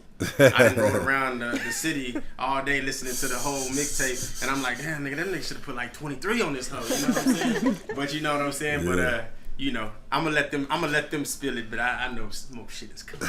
You know what I'm saying? Yes, I do, please. But yeah, no, I'm glad y'all did the mixtape, man. It's fire. You know what I'm saying? Yeah. Congratulations on y'all release and success on the mixtape. Yes. You know what I'm saying? What I noticed about you too, man, you always give a lot of artists a chance. Like you said earlier, you know what I'm saying? You give these artists a chance to be able to be on a record with you. You know what I'm saying? You know, I feel like that, like, you know, the way y'all go about it is smart and it's dope because I feel like you gotta grind to be on a record with. Yeah. I don't just get on records. I feel like you got. I feel like that when I've grinded so Yeah, hard. man, that was a long time ago. You know what I'm saying? Yeah. Like when I first started, like just like, man, okay, here I could just do these songs and give them to people and let them make their own songs to them. But a thing that I did do that I kind of like regret. Like I do regret this is just because somebody had a song to pay me to get on, I got on. Yeah. I don't think I should have did that. Because it ain't always about the money. Yeah, man. Yeah, I was just getting money and not really thinking about it because there's like so many songs out there that like are really bad. Yeah. My part's good. Yeah. You know what I'm saying? My part's good. They said my part's good. Yeah, nah. I feel that. But yeah, you know, I think we have to be peaky. And niggas be mad too. Yeah. Like niggas be, I didn't call some backlash, nigga. Like nigga, I done sent you that record 2 weeks ago, nigga. What's up? I'm like, nigga, I'm not getting on the record. Yeah. Like, you know what I'm saying? Like, Like, you owe it to well, you them, could have told me that, nigga. I told you when you hit me on Facebook. I hit you right back on Facebook. What did you do? You could have called a nigga. That wasn't real, nigga. You hit me on Facebook. I replied to you the same way you wrote me. You know what I'm saying? If you had to call me, I would have called you back and told you I'm not hopping on the record. But niggas be really offended by the fact that, like, you know, then they put you in that category we talked about earlier. Oh, this nigga think he this. No, I don't. It's just I don't like the record, You bro. can't just be hopping on Like, everybody's you know what I'm stuff. saying? And I feel like that when you, like, especially when it comes to people like Kyle Live and these other guys, you gotta, what are you doing to grind? Like, some niggas want a record with you. I've never seen you grind. Yeah. I haven't seen you do your They own got me. The reason how they got me is because I know how to sing hooks too. So they'd be like, all right, we gonna pay you. And they pay me and I do the song, but I come up with the hook. They give me the beat with nothing on it. So I put the hook in the verse. And they pay you and And they pay me, and then they take the song. And then next thing I hear is the worst thing I've ever heard in my life because It's your song? they done got on the shit. And I'm like, they done fucked this song up. Yeah. You know what I'm saying? Yeah. Like, you don't hear the shit. You know what I'm saying? And the niggas need to understand the difference between a feature. A feature really is just a verse, bro. Yeah. It could be a hook, but literally. Nah, but they pay for the hook. They pay for the hook. Okay, that's what I'm saying. Because You that's what I say. I supposed to do pay extra hooks. for a hook. Yeah, hell yeah. Like, hell yeah. if you want a hook in it, because them niggas, they'll send me a beat and be like, hey, throw a hook on there and your verse. Like, hold on, nigga. Oh, wait a yeah. minute. You said I'm going to do Yeah, You said a nah, feature. nah, like, I'm going to nah. do the verse. Like, what you mean? They ain't paying for the hook. They ain't Yeah, getting like, the you hook. gotta pay for the hook too. Like, that's two different things. You know what I'm saying? But nah, that's crazy though. You know what I'm saying? For real. So, you know what I'm saying? Again, I love how you constantly putting positive energy out there, man. You seem to implement God a lot in a lot of things that you doing. Have you always been that spiritually inclined, or this, you know what I'm saying, or did you reach a certain part of life where like you was like, I got closer to God? Because I know since I've gotten older, I've gotten closer to God. Nah, I always had a relationship with God. Yep, that's how I was raised like that. That's how I learned about God at a young age. Your mama have you in the church? I know you talk about your grandmother too. Yeah, I was in the choir. Yep, I was in the chosen generation choir at Windsor Village. God, they come up there. Hey, Jesus. You know what I'm saying? Hey, church be loud in them. I'll be there every Sunday. Yeah, You know what I'm saying? yeah. I was young, man. You know, I was like 13. But now, yeah, I was in the choir, man. Yeah. But I ain't never just been a straight church boy like that though. Yeah. You know what I'm saying? I was in the choir because I could, when I was younger, I could like really sing. Like I could sing, and so I got in the choir in church. My mom used to go to church and stuff, man. So I got involved in that. But as I got older, I just started to just have a strong relationship with God. You know what I'm saying? Where I'm talking to Him all the time, praying, you know, getting closer and closer, as close as I can get to Him. Yeah. You know what I'm saying? I'm still, you know, I ain't no perfect Christian or none of that. I just, I believe in the things, you know, that Jesus Christ stands for. You know what I'm saying? Because it's like all the things that you need to be a good person. You know what I'm saying? And to be a stand-up guy, I think that's what, you know, it stands for. You know, treating people right, doing good, you know what I'm saying? Being a good example, being there for others. God is about love, you know what I'm saying? Sure. So who wouldn't want to be down with something like that? Yeah. You know what I'm saying? Yeah. Like, even if the stuff in the Bible ain't true, like the things that it represents, you know what I'm saying? Like all religions are based off those same principles. Yeah, so. Exactly. I'm big on that too. Like I never been into religion per se, you know what I'm saying? But I've always had a relationship with God.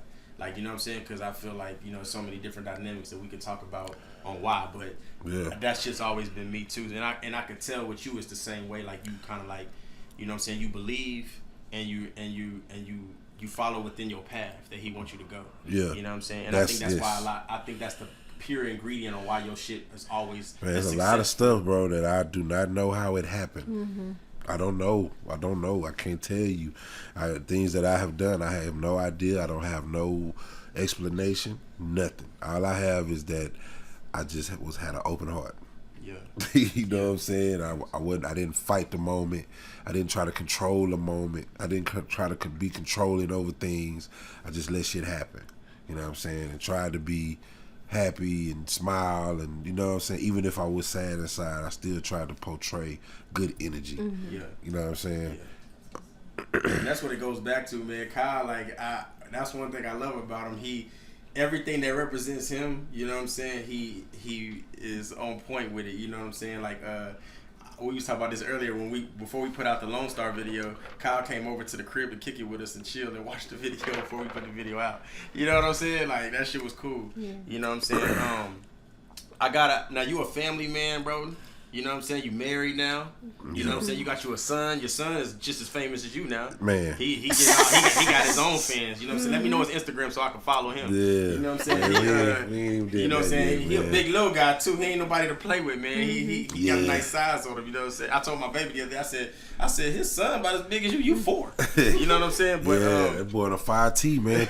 2 years old and 5T. That's crazy. But yeah, man. So you know what I'm saying? You got your son now, man. I really want you to talk a little bit about, you know, balancing that life with the music, because a lot of people, I think it's more accepted now in hip hop. You know what I'm saying? Where you could be in a relationship and you can have these things, but because before it was like to be a rapper, to have a girlfriend was like, what?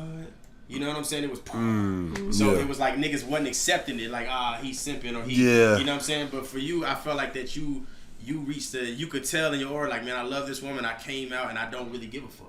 Yeah, you know, it goes back to that giving a fuck, not giving a fuck. Yeah, man. You know what I'm saying? I'm just really just ready, man. Just ready, like man, I'm ready to like have somebody. You know what I'm saying?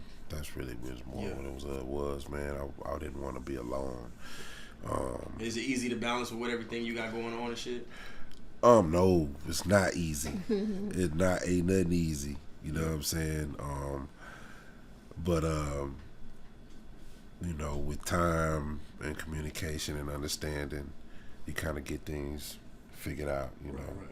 It's going to always be problems and issues and all kind of stuff, man, but you just got to be able to talk, you know, and try to have understanding for each other, you know. That's really all it's about. Man, I love that. Y'all hear that? Sorry to be in love, man. Yes. Y'all hear that? You know what I'm saying? Now, you know what I'm saying, when you think of your legacy, Kyle, when you think of, you know, I always ask this question, bro. I gotta ask you the same thing. You know, I used to like resonate myself with a Grammy. Like I used to always say, Highstrung needs to win a Grammy to validate myself, right? But then I ran into somebody who told me that, you don't need anything. All you really need is peace and balance, right? You don't really need something to validate you, but we all have that thing. Like, what is the? Because I feel like that making it is in your mind state. Like, you, in your eyes, you could have made it already. Yeah. You made it. You know what I'm saying? What is that thing where it's like do you like where you at? Because where you at is in a great place in your life right now. You know what I'm saying? Do you want to? Is there something higher that you wanna reach? You know what I'm saying? Is there? Because I know niggas be like, I know you sit around niggas who really believe in you and be like, damn, Kyle, you deserve a Grammy. You deserve this. You know what I'm saying? And it's like, what do you say to that? Do you be like, man, I don't really need nothing like to validate me. I'm Kyle E, nigga. You know Nah, man. Let's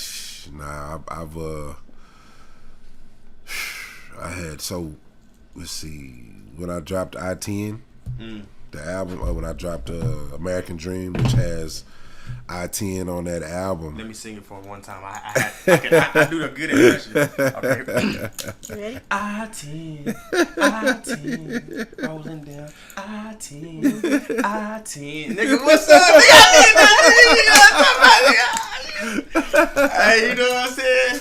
Real, that's my shit though. So when I put out that album and I dropped that song, I had 3 other songs that I was getting ready to do with videos and all that stuff, man. But at that same time is when I opened this game room, opened a business to try to help me expand everything that I'm doing, and also be able to help more people.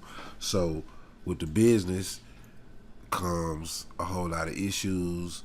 The police think I'm doing something I'm not doing, but instead of them doing the actual investigation, they go ahead and raid me and charge me and take all my stuff and got me going through fighting all these different cases and all this stuff. Got to get lawyers.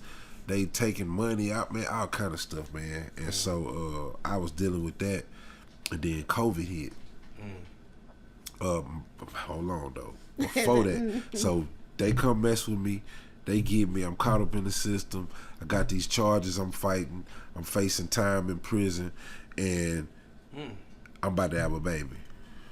But I'm about to have a baby. They done took all this money from me. I'm like broke. Like I'm like hurting bad right now, and I'm about to have a baby. It's crazy. You know what I'm saying? And then I have the baby, and 2 months later, COVID hit. So I was like really down, man. Like, only thing that saved me through COVID and all of that was the fact that I get paid off of my streams from music. That's the only thing that saved me. Because if I wasn't getting Apple Music, checks and all that stuff, man, then I don't know, man, I would have been in trouble. Yeah. You know what I'm saying? But I was able to get through that, and that was 3.5 hard years. Yeah. You know what I'm saying? From when I-10 dropped. Yeah. And so I'm finally dug myself out that hole. Right. So, we're about to start dropping a lot of music and all that stuff again. I got a lot of unfinished business that I wasn't able to do that I'm about to do now. And so now I got a lot of work to do still. Yeah. You know what I'm saying? I still got a point to prove. You know what I'm saying? Yeah. Cause I be hearing a lot of shit and niggas be trying to discredit my craft. Right. Niggas think just cause I rapped a certain way 10 years ago, I ain't elevated from that. You know what I'm saying? Trying to be, oh, he good at singing hooks. Like I can't rap or some shit. Yeah. And so, Now we hear them bars now, nigga. We finna turn it up a notch. You know what I'm saying? Yeah. And, it is what it is. And really, it's just for me, man. Really, I feel like I'm doing this for myself. Like I'm doing this to, put myself at a certain place in music, period, in the history of music. You know what I'm saying? So it ain't about San Antonio, it ain't about nothing else but something for me. Yeah. You know what I'm saying? And now it's not the same as before when I just rolled out the ball and just tried to start rapping. You know what I'm saying? Yeah. This time, I know exactly what I'm doing, and man. I think you're at a place now where the city isn't so much on your back. Now you can do what Yeah. You want to do. Yeah. Well, The responsibility of bringing up the city. I mean, there's still that responsibility, but it's not really my responsibility. My responsibility is to do the best that I could possibly do, and if that happens to shine light on the city, then so be it. Yeah. You know what I'm saying? That's not. I don't think anybody should be focused on trying to blow up a city, because that's a big burden. You know what I'm saying? Just be yourself, do the best you can do. Network the best way you can, you know what I'm saying, and just try to get yourself out there, because the better you do, then it's going to already automatically shine a light on the city. So just do you, and just keep figuring out ways, keep exploring new ways. Don't get in your feelings about something that somebody didn't respond to your text message or some shit. Hell you know what I'm saying? Or you thought that this dude should have said hello to you from across the room, ass nigga. You know what I'm saying? Like, just, man, stop getting in your feelings. Stop. We gotta stop getting in our feelings, man. Like, people getting their feelings too much. Like, they too good to check back in on something. If it's somebody, the era of the sensitive ass rappers. Yeah, man. Like, if just because you call somebody and they don't answer, you too good to send them a text or to call them back again later on. You know what I'm saying? And just to see, hey, man, hey, I don't know if you got my call, but I called. What's up? You know what I'm saying? Like, that's how the shit should work. Like, people gotta get too many egos. Yeah. You know what I'm saying? Gotta step out your own way. You know what I'm saying? Yeah, it's too many, but you know. But that's dope. That's dope too, because it seems like a lot of stuff that you know what I'm saying, with you, it starts with you.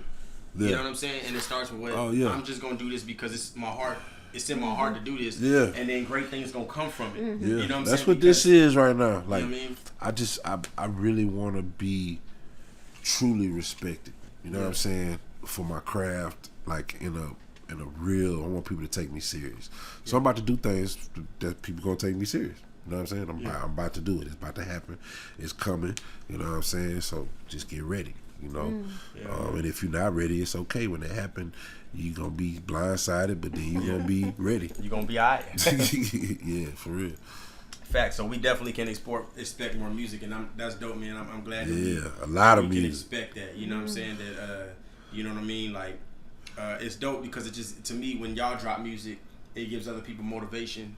It inspires other people and other people. Because right now, you know, I tell people all the time, this is the first time I've seen it, being here since 2007, to where a lot of niggas is dropping heat. Yeah, I'm inspired by a lot of what's going on. You know what I'm saying? There's been a lot of shit I've seen where I've been inspired. I've been inspired by Blake. You know what I'm saying? I've been inspired by Easy 93, Southside Hoodlum. You know what I'm saying? It's been a lot of artists out here that have really inspired. You've inspired me. You know what I'm saying?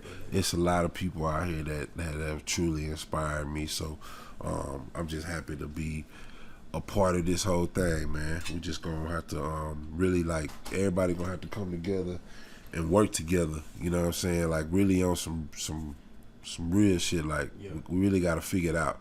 You know what I'm saying? I always say once we do, it's over. I think it's more just like people just really having respect for each other. When you hear, first off, not going around other people talking shit about other people. Yeah. First off, if you hear somebody talking shit about somebody, completely just letting them know, hey, bro, I don't want to hear that shit. Nigga, if you ain't finna just like talk about some money, or we could talk about the game from last night. Or we could talk about who got the best motherfucking chicken wings. For real. Why we gotta talk about another nigga? You know what I'm saying? Unless you just bought this nigga, then y'all could talk about who got beat up and who didn't. And don't leave out the details of you getting knocked out too. You know what I'm saying? Yeah, I mean, but other than that, man, ain't no reason to be sitting up talking about other niggas, man. Yeah. And getting in your feelings about other niggas. Like, it really ain't worth it, because you just look lame as fuck doing this shit. For real. And, you know, and any nigga that condone you talking or gossiping about other niggas, yeah, something wrong with them. You know what I'm saying? That's how you get a feel out for niggas, man. Let a nigga start talking and then see how you gonna be talking.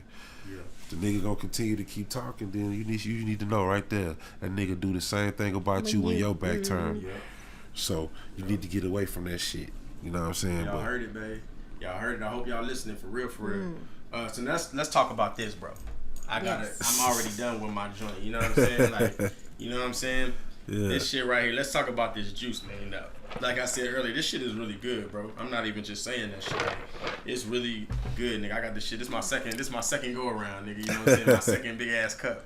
So how did this come about? You know what I'm saying? Like, cause what I love about you too is you seem to reinvent yourself on a lot of different things. You know what I'm saying? Yeah, like, man. I wasn't thinking about doing no drinks. This guy named Troy from Gorilla Drink came to me about doing a drink for me for his brand with Gorilla Drink, and I know Troy, he wanted me to help him promote it and get it out there. And I was like, man, I just gotta agree with the presentation or how you do it, and we ended up not seeing eye to eye on everything, but it's no problems between us or nothing. It's all love. But when we like split ways, I was like, man, you know what? I could just do this shit myself, because I already had like did a lot of stuff to like get the shit going as far as the presentation is concerned. And I just kind of saw it, man, and I just like, man, I could do this myself. We could do this ourselves. And so I hooked up with my boy Eric from Marbach Apparel, and we just started putting this shit together, man. Is Eric the one with the munchies? No. Farron owns Exotic Munchies. Okay. Eric is Marbach Apparel. Okay.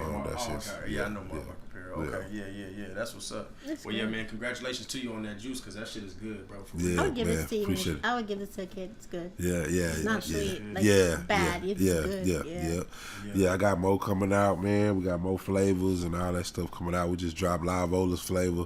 We sold out. That's why I didn't have nothing for you. But we'll be back in stock. Yeah, we appreciate that, man. That's We're good. gonna have y'all back, so we definitely gonna, you know what I'm saying? Yeah.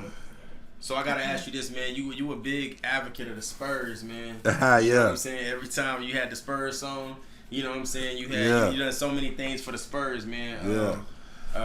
Especially when we had our dynasty, you know what I'm saying? Yeah. When we had Ginobili, you know what I'm saying? We had Tony Parker and we had Tim Duncan, man. You know what I'm saying? Like, it was so many bars that came from you. There was so many different things and ways. And that was a connection too, the whole Spurs thing, man. When I played at Incarnate Word, when I got there in 1999, that's when they drafted was it Tim Duncan? And Tim Duncan, I think that's when they won that first championship. They won in 99. So Tim Duncan was there before I got there. He was there. Tony Parker got drafted while I was there. And the Spurs, before they built their practice facility, they used to practice at my school, at my gym. Oh, that's dope. So we got to see the Spurs every day. We got to see all the other teams they played, everything, man. That's dope. You remember when Vince Carter won a dunk contest? Oh, yeah. First, I remember when I said I was a kid, I used to hang out with Vince Carter. I got to see him again. He remembered me and everything. It was love, but that day he was doing all those dunks that he won in the dunk contest. That shit probably crazy to see in person. So the next day when we saw the dunk contest, we was like, man, that's them dunks he was doing, nigga. You know what I'm saying? Yeah, he was doing them whole, that's the dunks. But yeah, man. So so then while I was in school, the Spurs, since that was their practice facility, they used to hold their basketball camps there. So I used to work at their basketball camps. So I used to work for the Spurs. Right. You know what I'm saying? That's crazy. So that's where my relationship came with the Spurs. Like I had a real personal relationship with them. Yeah. So that's where my love came with them. And then they just, it's like, man, I'm down with the Spurs. Then they just started winning. I'm like, oh shit, okay. And we was already cool, but this is even crazier. My man. first time you know experiencing how wild they get out here when they win a championship was in 2014. Crazy. When everybody was downtown. Niggas was standing on cars on top of buildings and shit. It was all them little t-shirts. That was the last one, right I think. Yeah. That was the last one. Man, that shit was crazy. You know what I'm saying? Like, just the energy. That was the first time I felt like everybody just loved everybody. Everybody came because together. everybody came together on some other It shit. really pissing me off though, like just because the Spurs ain't as good as they was, bro. They people just turn their back on them, bro. Like big. That's what I was gonna time, ask man. you. So, like, do you think that we'll get that? Because they say it take a minute for a dynasty to rebuild. I thought we would have had it this year. Then we just traded off everybody. I'm like, what the hell going on, man? Yep. I hope they ain't trying to sell a team or nothing, man. Because it's like say he's trying to sabotage it now. Because I hope that we had built a good team. Like this year, like if we would have had our team we had last year, we would have done something this year. Like that team was coming together. So I don't know what the hell going on now. But it's all right. It's all Spurs, everything, baby. Oh, you already know. All day. So you die hard fan, nigga. That's what's up. You know Yeah. what I'm So that's what I was saying. Like, it's just so many people that then the Warriors start winning. So now we got all these Warrior fans. You go to the Spurs games and they play the Lakers. There's most Laker fans there than Spurs fans there. Like, this shit is wild, bro. Like, come on, man. We in San Antonio. Why y'all fucking repping other teams? You here, man. When you here, rep your team. If they losing, it's all right, man. How they back? When they win, it's gonna feel so much better. Yeah. That's why I'm repping them so hard, because when we start running again, I'm gonna be like, nigga, I told y'all. I told you, niggas. Yeah. You know what I'm saying? Everybody got to go through their season, man. It's just our season, you know what I'm saying? We had such a good damn run for so damn long, bro. Man, it's shit, all you know right. what I'm saying? When niggas talk about us now, I'm like, shit, nigga, at some point, we had to stop winning. I ain't gonna lie, they had said something about Devontae Murray saying something about the way the Spurs system is or something, like they ain't gonna never win no more, blah blah blah. Well, I kinda agree with him. The times have changed, you know what I'm saying? It's not how it was in the Tim Duncan and Manu and Tony Parker era. Like, it's different, man. The game is different. Steph Curry done switched that shit. You know what I'm saying? Like, we got to start playing more up tempo. You know what I'm saying? We got to get guards that can shoot. You know what I'm saying? We got to get big men that can run the flow. You know what I'm saying? That can shoot too, and dribble, all that. Like, we got to start really playing how the shit is changing. We can't stay with that old way. You know what I'm saying? That old way is the shit's out the door. You know what I'm saying? So I don't know if Pop need to go ahead and hang it up. You know what I'm saying? Because that shit over with. It changes like that. That's how it was before Larry Bird and Magic Johnson got in the league. It was different. When Dr. J was in the league, it was different. Then Magic Johnson and Larry Bird got it again. Then it changed again. Then Michael Jordan came and changed again. Then Kobe Bryant and Shaq and it changed again. Now you gotta go with the change. Then LeBron and it changed again. I say that you know to a what lot I'm of saying? y'all artists too. Y'all can't keep, like, the ones that's been rapping. Y'all can't keep saying, "Oh, this new generation." Nigga, you gotta understand that the game that shifted. You know what I'm saying? It shifted before Pac.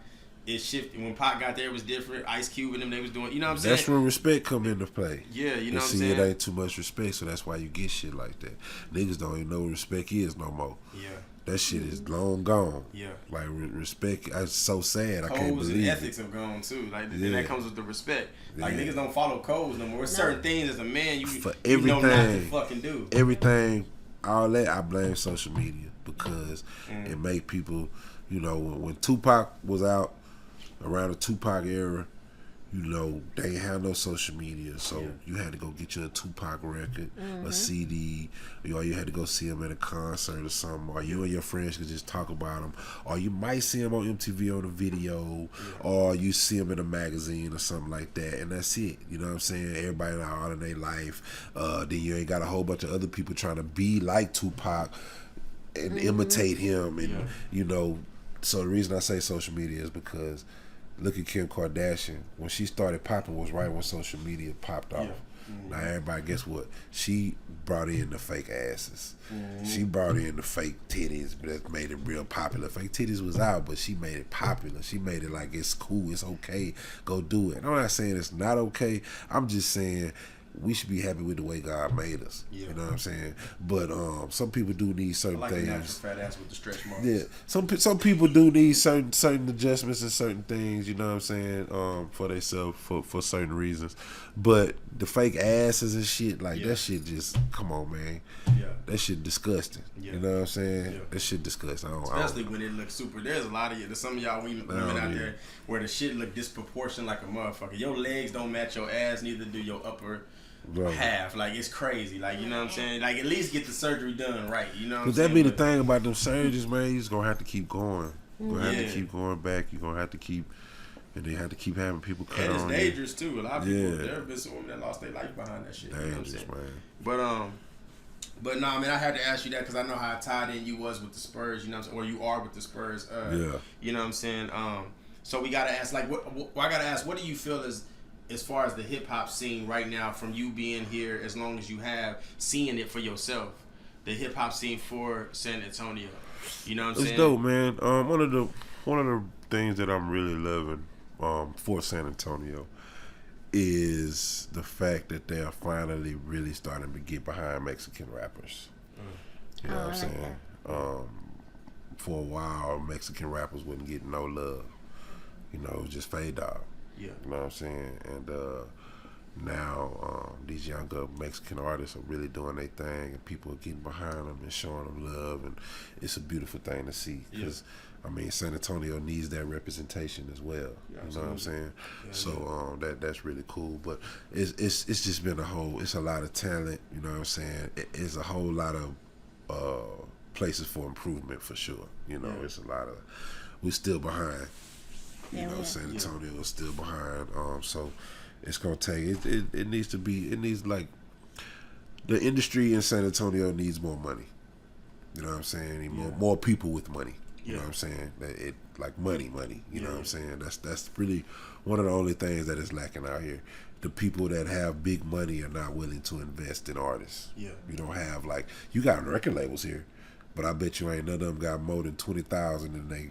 You know what I'm saying? Yeah, to be able to give out. And that may be about one or two. You know what I'm saying? And that's probably drug money. That ain't music money. Yeah. You know what I'm saying? So until there's a record label out here that's willing to put up $250,000 for the label, truly, and not just like on some other shit, you know what I'm saying? But really, truly invest $250,000, which is not a lot in music, but that's a good amount to do some things. Yeah. You know what I'm saying? There's a lot of there are people here that are really getting on it and really, figuring it out, but it takes a little more than money. Money is a good thing, but it takes a little more than money. It takes eyes from the right people to be watching. Absolutely. And unfortunately, the right people don't care about watching San Antonio. You know what I'm saying? So it just but that's where the money comes into play. Once they start seeing the money, then people will be watching. You know what I'm saying? So it just takes. I always say this shit too, because I gotta tell the story now that he here. When we went to Atlanta, I always display your music on OYL, which is a huge radio station out there locally. They've had a lot of big stars before they were the stars we know today. Yeah. They go there and they interview me. And the first time I went, I don't know if this was OYL though, because I've been to a couple stations out there. I don't think it was OYL, but it was. But I always display you when they say, "Well, I didn't even know hip hop was like that in the tone." Like who else? So I show them Kylie.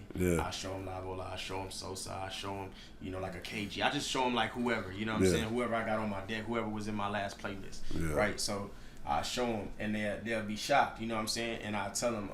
But it was one specific station I was at. I can't remember what station it was. They had asked to interview me, and when I was in there, it was the first time that I was in a room where everybody was laughing, and I didn't feel like I was in on a joke. Yeah.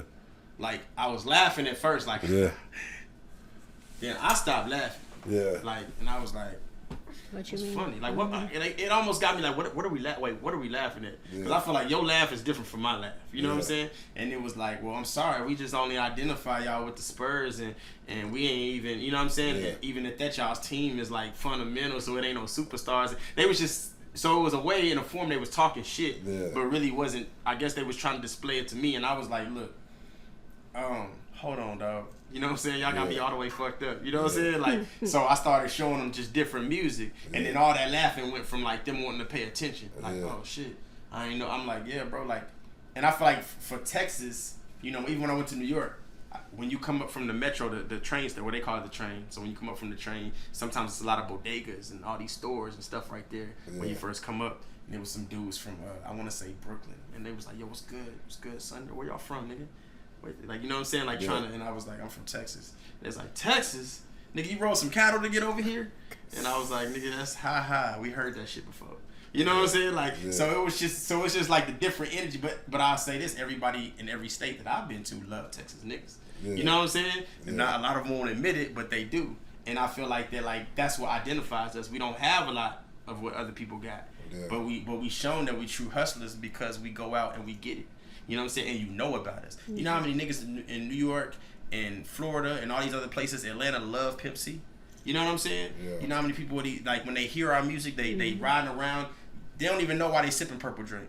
You don't even know why that started. You might have sipped it because your big brother or some nigga you fuck with. You don't even know what the origin of that shit. You know what I'm saying? Like, but it's like we constantly trying to teach people the culture, and I think that like I say with you constantly display that and represent that. And when I show people, they're like, oh shit, that's crazy. So when I show them the bars, like, oh, Texas niggas can't rap, but you see this though, you know what I'm saying? Like he's spitting it in the Texas slang, but still giving you bars. Now the nigga didn't come with the astronomical, denominal, but the nigga coming with the shit that's like you could fuck with it. You know what I'm saying? You could fuck with this and you could resonate with it. And I find it so dope how you've mastered that portion of your side, representing Texas wherever you go. You could be in New York right now at a Hot 97 Summer Jam event, but you still gonna feel Texas when you hop on that stage. That's a very hard thing for people to identify with, because a lot of people from, like you say, we a melting pot. So you got people that will listen to some drill or some shit like that from wherever and want to rap like that for a month now. Like, nigga, you don't even rap like that. That's not how you started. You're very comfortable with being who you are and rapping the way you want to rap on every record. It could be a drill record. You still gonna get Kylie though. Yeah. You see what I'm saying? I think that's important, bro, because a lot of people don't know their style yet. You've mastered your own style. You know who you are. You know how you gonna come on a record. A lot of artists coming out now, they with whatever people said they did good on. Like right now, if you told a nigga right now, hey nigga, you sound hard on that bitch, I guarantee you that's how he rapping for the next year. Yeah. You know what I'm saying? He might have tried 4 different styles and you heard that one style and you said that's it right there. And because you Kylie, he gonna start rapping like that for the next year. That's his style now. Well, Kylie said shit, nigga. You know what I'm saying? It's like, nigga, figure that shit out for yourself. You know what I'm saying? But I salute you for that. So, like I said, you do the juices, you do a lot of different things, bro. What's next for Kylie? You know what I'm saying? I gotta ask you this going out. What's next for you? Could we see you in a movie? You know what I'm saying? Like, I always wondered that, like, because you know what I'm saying? You seem like I just got asked to be in a movie, but it just... Do you see that for you? I ain't like the script. But, I mean, who knows, man? You know, I think that the sky's the limit. I'm trying to do everything I could do, man. I'm finna get my real estate license. I'm trying to be a broker. Okay. You know what I'm saying? Just trying to do as much as I can, man. You know, just to stay as busy as possible and create different avenues to make money. You know what I'm saying? That's really what it's about, man. But yeah, at the moment in time though, I'm in rapper mode, and it's about to get heavy. Yeah, it's about to get. Hey, a lot of y'all niggas, y'all better start dropping hits now. Yeah, because if you don't, you're gonna have to sit the bench. Yeah. You know what I'm saying? Yeah. You're gonna have to sit the bench. My album's done, so I'm safe right now. Safe. Yeah, they cool. I ain't dropping no albums. I'm just dropping singles. I got I'm happy to say though, man. I'm glad you was able to come through today, man. I'm super excited. You actually on my next album too. I'm putting Lone Star on there. You know what I'm saying? So excited about that, man. He killed that verse. You know what I'm saying? Dope. But yeah, man. Salute you, Kyle, man. Everything that you've been doing, bro. Everything you doing. Keep that shit up, bro. Keep representing the city in a major way. Before we go though, can you let the people know again where they can find you? Double Cup Kings is the name of the drink. You can go get it. You can go check it out at Exotic Munchies, 7500 Marbach Road. They got it.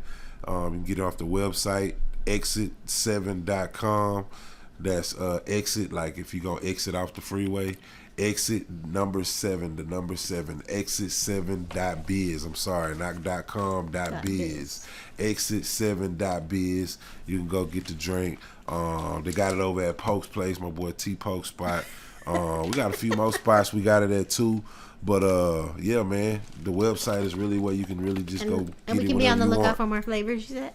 Yeah, more flavors coming. And Exotic Munchies, they stay on it. They keep selling out. So go pick it up at Exotic Munchies. Awesome. This Make was sure y'all so get good. It, man. You know what I'm saying? We about to go out with one of my favorite songs, baby.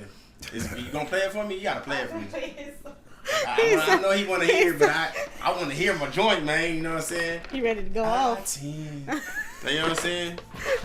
Yeah. Hey, you gotta bump that joint. That shit gotta be loud. Hey, we out, man. Y'all know what it is. Trill Talk No Cap.